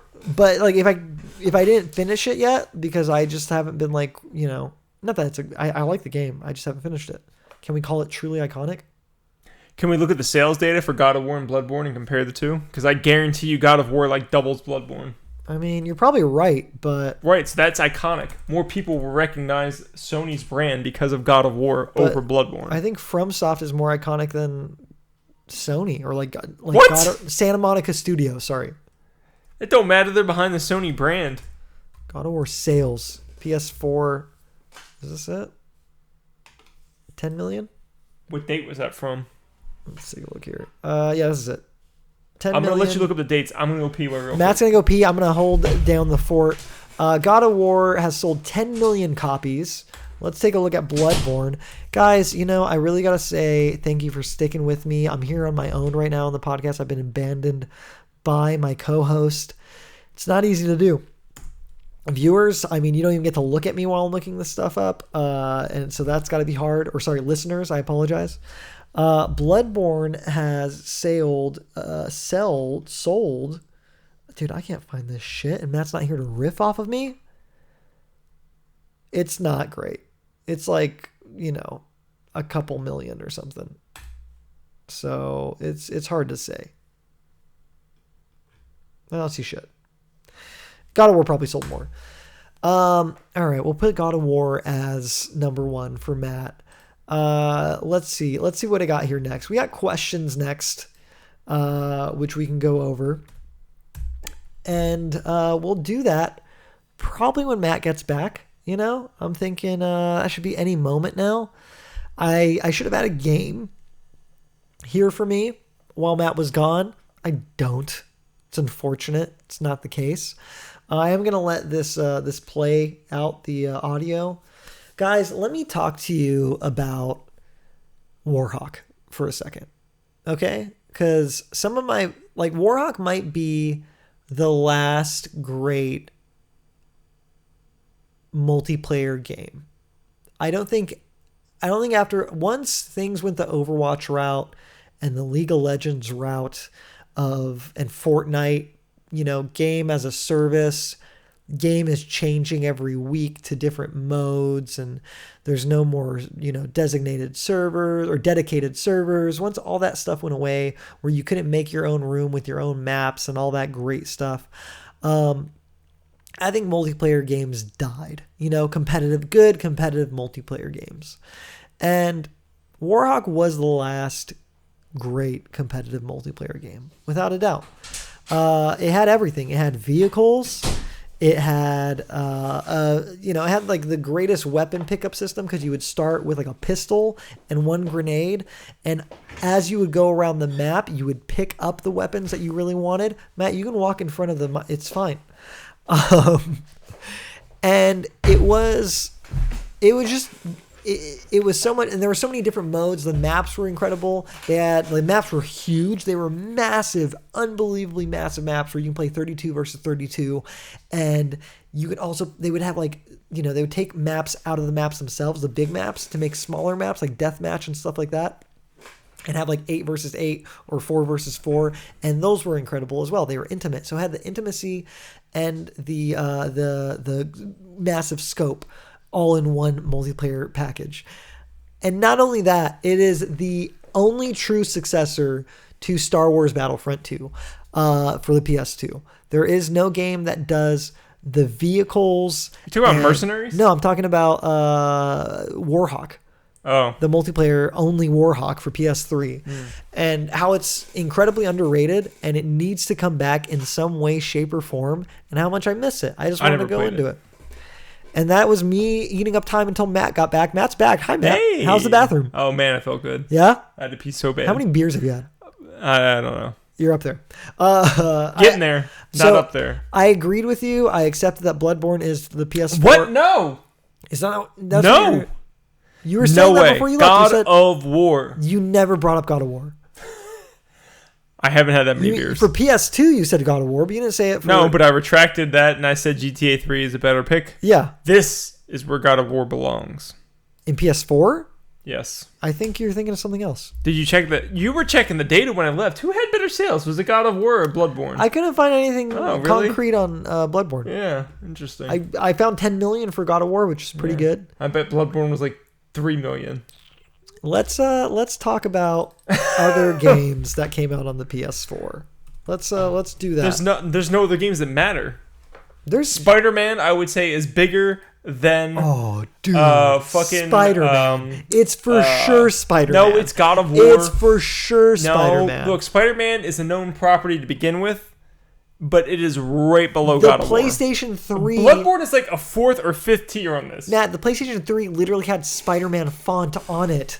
Like, it's a Sony PlayStation property, the Spider-Man series.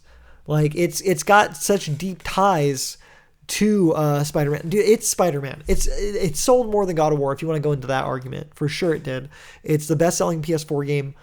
Full stop. Spider-Man is a known quantity, though. God of War was something new and reinventing the whole series. The game is called Marvel Spider-Man for PS4. Like, it's in the fucking like SKU itself, isn't it? No, like, it's just Marvel Spider-Man. Whatever the case, it's that blew up in your face. Yeah, it did. It bleeds like PlayStation though. Like, look, Matt, look at that thing. Yeah, beautiful, isn't it? Does God of War have one of those? A PlayStation God of War? It doesn't look that cool. You don't have it. I don't have it, but they also didn't give that one to me for free. That's fair. No, I think. Listen, I see. There's a lot to. Whatever gets Bloodborne off the list, because it does not. Look, Bloodborne is supposed to be an awesome game. Yeah.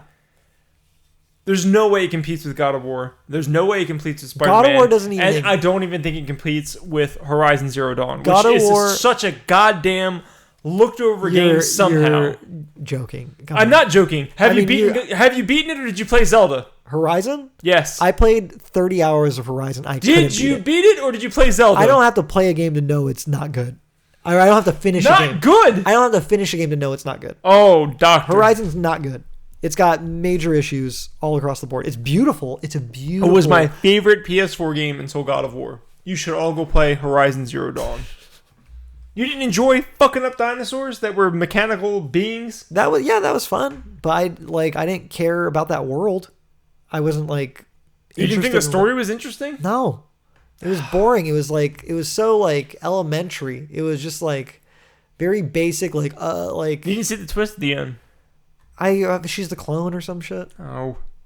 Or she's... I'm not telling you what the twist is. Go beat the goddamn game. I don't want to. I'm not like... Okay, it doesn't matter. Because that's not even like, one of the iconic PS4 games. Let's give it to Spider-Man. Man, it's God of War. Okay, so... It has to... Did you beat God of War? Let's talk about this rationally. Did you beat God of War? No, but I want to. I do. I still want to beat God of War. Dude, God of War is amazing. So the feeling of that axe come back and hit you in the hand. Well, I mean, God of War doesn't exist in the state that it exists without FromSoft, like setting the foundation with Souls and all that stuff. Because I can't it takes speak to so much from Souls. But Spider-Man, okay, all right. I can't. Here's the thing. I haven't beat God of War, so I can't. I haven't beaten Spider-Man, so look at it. We're at an impasse here. Coin flip. Coin flip sounds good. Should we have opinions instead of picking from fucking coin flips? I mean, I just can't believe that you picked Spider. Look, I'm not saying anything bad about Spider-Man. Yeah, but God of War. I don't think God of War sold as many systems as Spider-Man, and I don't think... God of War is the best PS4 selling game, period. Guarantee you that. I think it's Spider-Man. Period.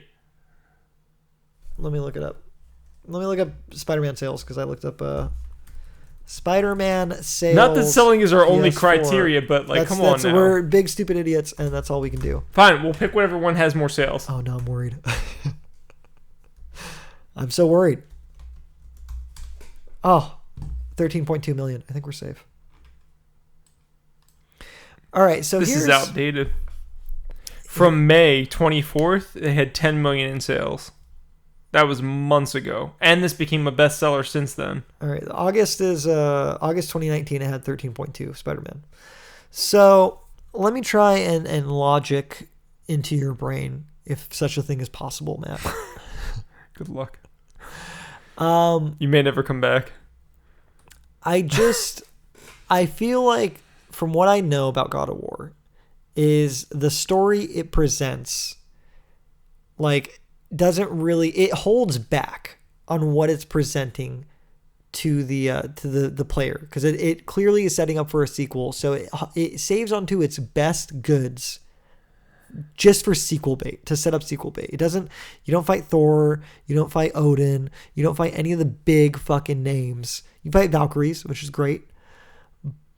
Whereas you fuck with Spider-Man and almost everything is there. They say Venom, sure, but you get to fuck with the Sinister Six. Doc Ock is in there. You don't know who the final boss is in God of War then, right? It's not it's that guy again. The final boss? No. I know who your son is. Is that the final boss? I mean, if you could have figured out who the son is earlier on, but the final boss was not a dude, first of all. It's not the guy who fucks with you at the house? Who's the final boss? Spoilers. Who's the final boss? I can't remember her name. So she's not a big mythological... No, she's oh my gosh. What I'm saying is you don't fight Thor, you don't fight these big names, they're clearly holding those back, whereas I feel like there's very little of that, aside from the fact that Venom's not in the game, but you always save Venom for a sequel. That's he makes sense as a sequel. So And like Spider-Man just has everything a Spider-Man fan could want. It's my favorite rendition of Spider-Man, Yuri Lowenthal's Spider-Man. You have the Green Oscorp in there in the mix. You have Miles Morales in the mix. You have like every side of that. I think Spider-Man is the coolest like character from like Marvel or DC. I really like Batman. But I see what you're saying. Like God of War has... It's Sony, right? It's fucking Sony, man. It's a PlayStation mascot. If you first see Spider-Man, the first thing that's going to come to your head is Marvel, not PlayStation. Not if I see that. Not if I see that white. If I see that white spider. If I see that white spider, I'm like, that's fucking PS4 Spider-Man. Right away. You know? Let's flip a coin. You want to flip a coin? I can't get off of God of War being the best game. It's the best game. I mean, it's the most iconic game on that system. Do you have a coin on you? I got a beer cap. Flip a beer cap. I'll take whatever's the worst side. Do you want Cheers or Sam Adams? You have shitty luck, so I'll take whatever. You take whatever side you want. It doesn't matter. I'm going to lose anyways. All right. What side are you taking? I'm saying cheers. Cheers. God of War. God damn it. It's fine. We talked about that for like 30 minutes, I think. We should have just flipped the goddamn thing. No, I think we made some points. Viewers. Listeners. I got to talk about Warhawk. So it's fine. All right, man. We got to finish up with some questions, and we got to do them quick because we're running out of time here. Okay, so our question segment, we ran a poll online. We talked about this last podcast. You might remember it from 2 weeks ago. You were all lazy for not voting the correct way. We put it up. We needed a name for our question segment, and Matt had the great idea to call it Questionable Answers, and I had the better idea to call it Stupid Internet Questions from Stupid Internet Idiots. We put it up to Twitter on a poll. There was supposed to be another option that he didn't include either. Just know that. That all of you got fucking finagled. We can't call questions other, Matt. Other could have been like submit your own. We could have got some better ones. You didn't even put other in there. No, because like so it was a flawed poll. 18 votes. Flawed poll. 18 votes decided the very fabric of this segment and its name. Fake news. 39% went to questionable answers, and 61% went to stupid internet questions from stupid internet idiots. Can't even say it. So, our first stupid internet question from a stupid internet idiot is from of announcer. Which is the best Mario Party you guys have played? And if you haven't, when are you going to get on that? I can start. I've played Mario Party games. Yeah. Don't remember which ones I played. I can tell you I have played Super Mario Party on the Switch, and even from what I can remember, if it's not the best, it's certainly one of the best. Yeah. I really like Super Mario Party on the Switch. Me too.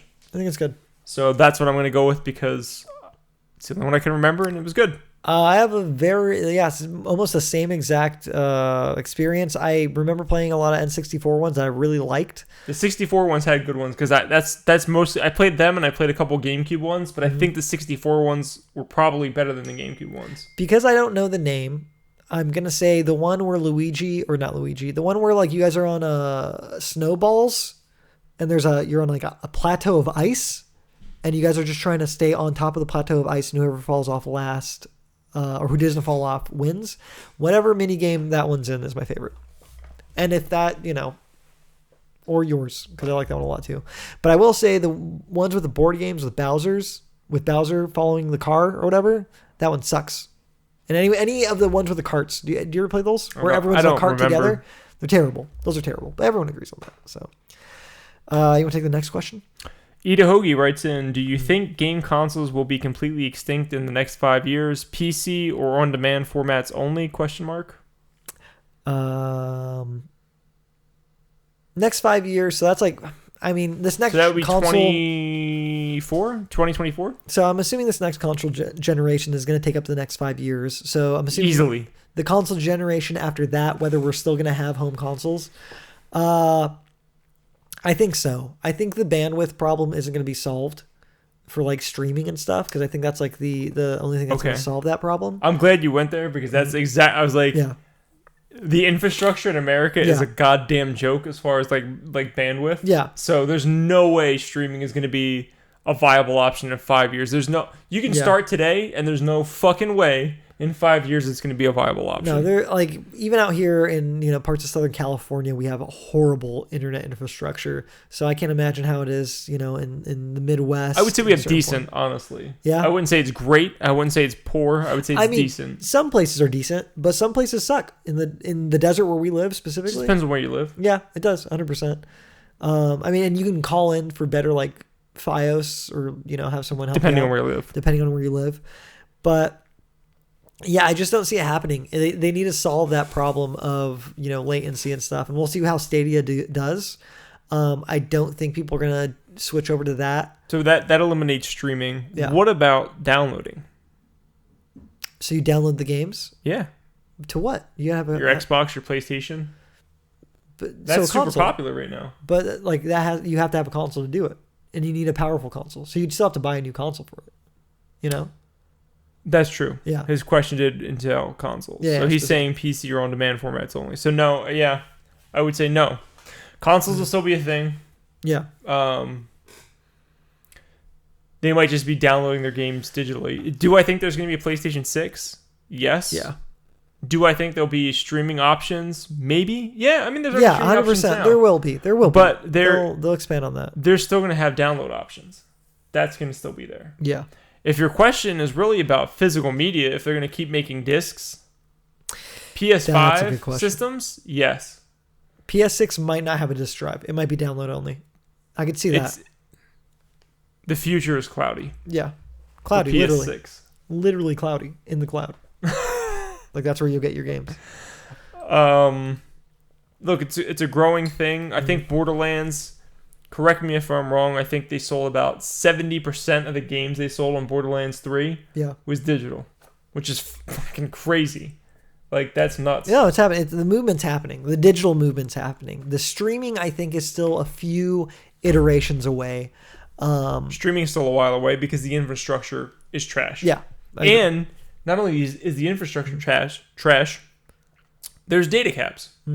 So even if you're downloading these games, if you live in an area that has data caps, well, fuck you. You download, a couple of games, like, cool, there's your limit for the month. Now what are you going to do? And the games You're going to go stream Hulu? You're going to go stream Disney Plus? Nah. Yeah, and the games aren't getting smaller either. So well, we had a discussion we've talked about that before. So it's going to be an issue. Should we move on? We're at like hour 53 right now. Yeah, so I hope that answers your question. There will still be consoles after 5 years. Streaming will start to become a little bit more relevant, but I think you're still going to continue to see like digital downloads is going to be the biggest thing until the infrastructure gets changed. Post PS6, whatever the PlayStation 7 looks like, that might be a stream box. I can see that. Physical media is not going to be completely dead either, just so you guys know. You don't think so? It's going to turn into a collector's market. There was a discussion, if you guys want to listen to more about that whole discussion, Metal Jesus Rocks, who's on YouTube, did like a whole video about it recently. One of the people he has on there, like one of his crew members, Kinsey, she brought up a great question, which said, what will happen when kids grow up with digital games and they want to go back and play something? And I thought that was a great question. So that's going to be a problem for those kids. You mentioned... what specifically? You're mentioning like how people like as they're getting older are going back to like the old media that they liked for nostalgia purposes. Once kids grow up and they hit their like mid 20s, they start to have a steady source of income. They're pretty independent at that point. They want to go back and relive their childhood. This is consistent. NES was super popular. Then Super Nintendo was super popular. A few years ago, maybe even like 2 or 3 years ago, N64 systems were really popular.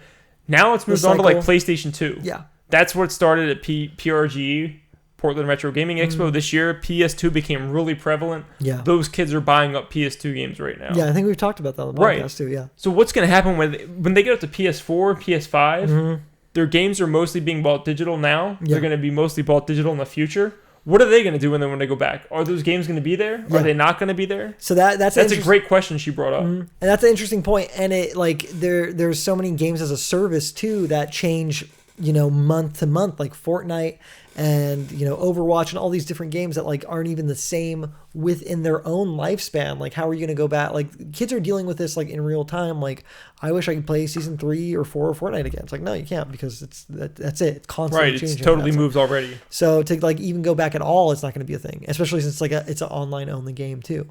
So yeah, I don't know. It's fascinating. It's going to become more and more of a problem, and I see that getting worse and worse as time goes on. It is going to become worse and worse. Mm-hmm.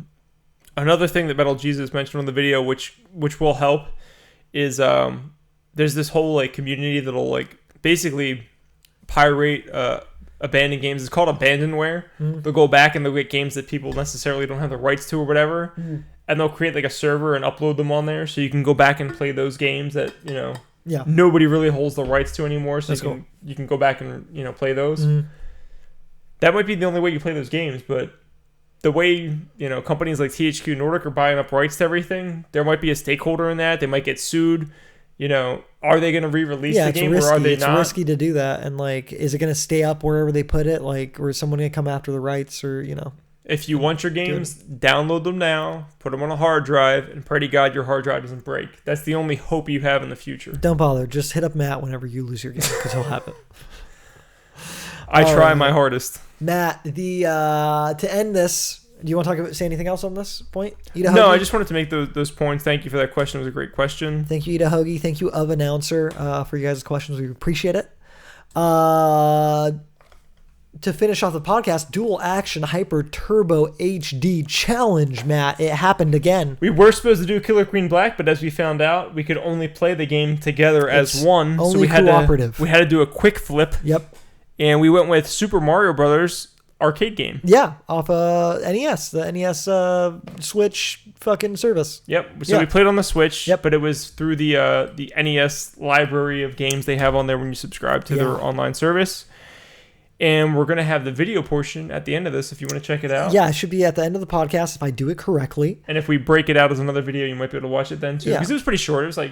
It's like 3 minutes long. Yeah, 2-3 minutes. That we can go over the what happened though. I mean, the only thing that matters is I beat Richard by 10 points right at the end. 20 points. It was like 4. 10.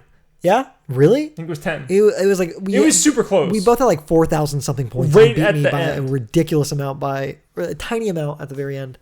And Richard didn't want to shake my hand because I did though. He's Richard. I did. Well, you'll see it. You'll see it in a bit. So look forward to that. But that puts me ahead at 3 points. And I'm at 2, so I'm for the stakes, which we haven't figured out yet. The stakes will be intense. We haven't announced yet. And now that we have video, I'm excited about stakes. Someone. Maybe Matt will have to kill someone on screen. Maybe Richard will. Yeah, I don't know. We'll see. Or we won't. Does the winner get to kill somebody, or the loser? I don't know. We haven't figured this out yet. So look forward to that. We'll figure out stakes soon. We promise. In closing, thank you guys for listening. You can find us on Twitter. Follothe Nerdthusiast, the most important account to follow. We are Nerdthusiast. Over there, you'll find timestamps for the podcast. You'll find, the links right away as they come up. All sorts of stuff. You can answer, you can send us questions there. We put up polls all the time for you guys to vote in. We love that.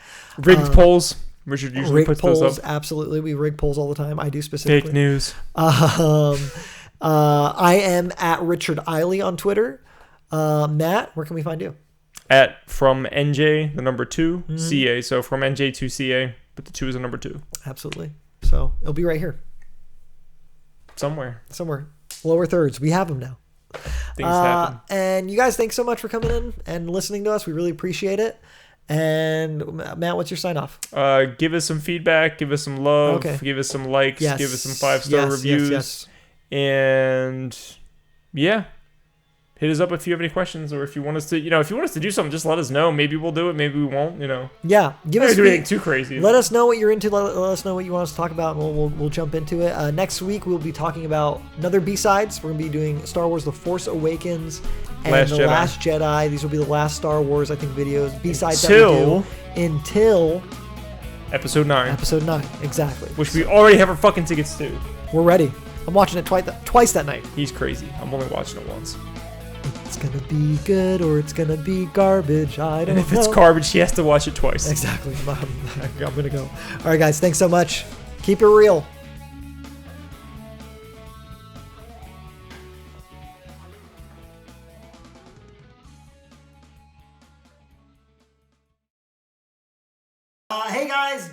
Action Hyper Turbo HD Challenge. It's going on right now. We're doing Mario Bros. The original competitive mode. The arcade game. So we can compete against each other. Killer Queen Black was not working. I think we went over it in the podcast probably. No, it works. It's just there's no competitive. There's no competitive play. No, it's competitive online against other people. So you and I couldn't be competitive together. So we're doing this instead. 2 points to Matt right now in the challenge, and I have 2 points, and this is going to be a tiebreaker at the moment. Are you ready, Matt? Let's do it. We're going by points after 1 round. Is that what we're doing? Exactly. So 1 phase or 2 phases. Called a phase? Let's do 2 phases. It's phase. Yeah. Do the points continue though?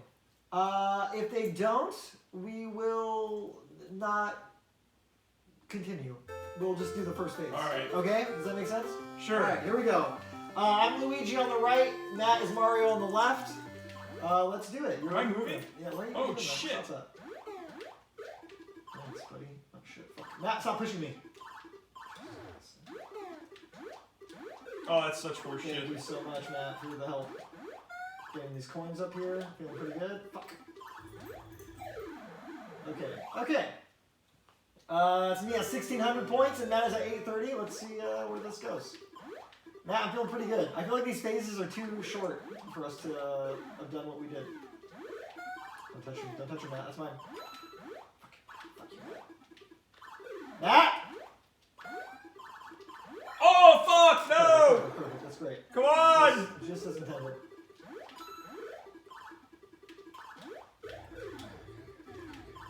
This guy. Shit. Oh, it was a fireball. What the fuck is happening? Oh shit, Jesus. I fucked that up. He's coming back. He's coming back. No! No! Oh, baby! Wait! Oh no! Wait, we're done? Is that it? Yeah, I think so, because it's phase 3 now. Alright, so Matt, you beat me by 10 points. 10 fucking. What a load of shit. No, I don't want to shake your hand right now, but that's fine. It was a great match. Alright. It's fine. It's good. I don't even like the Dual Action Hyper Turbo HD Challenge. I think it's a stupid fucking segment. How about that? I love my Power Glove. It's so bad.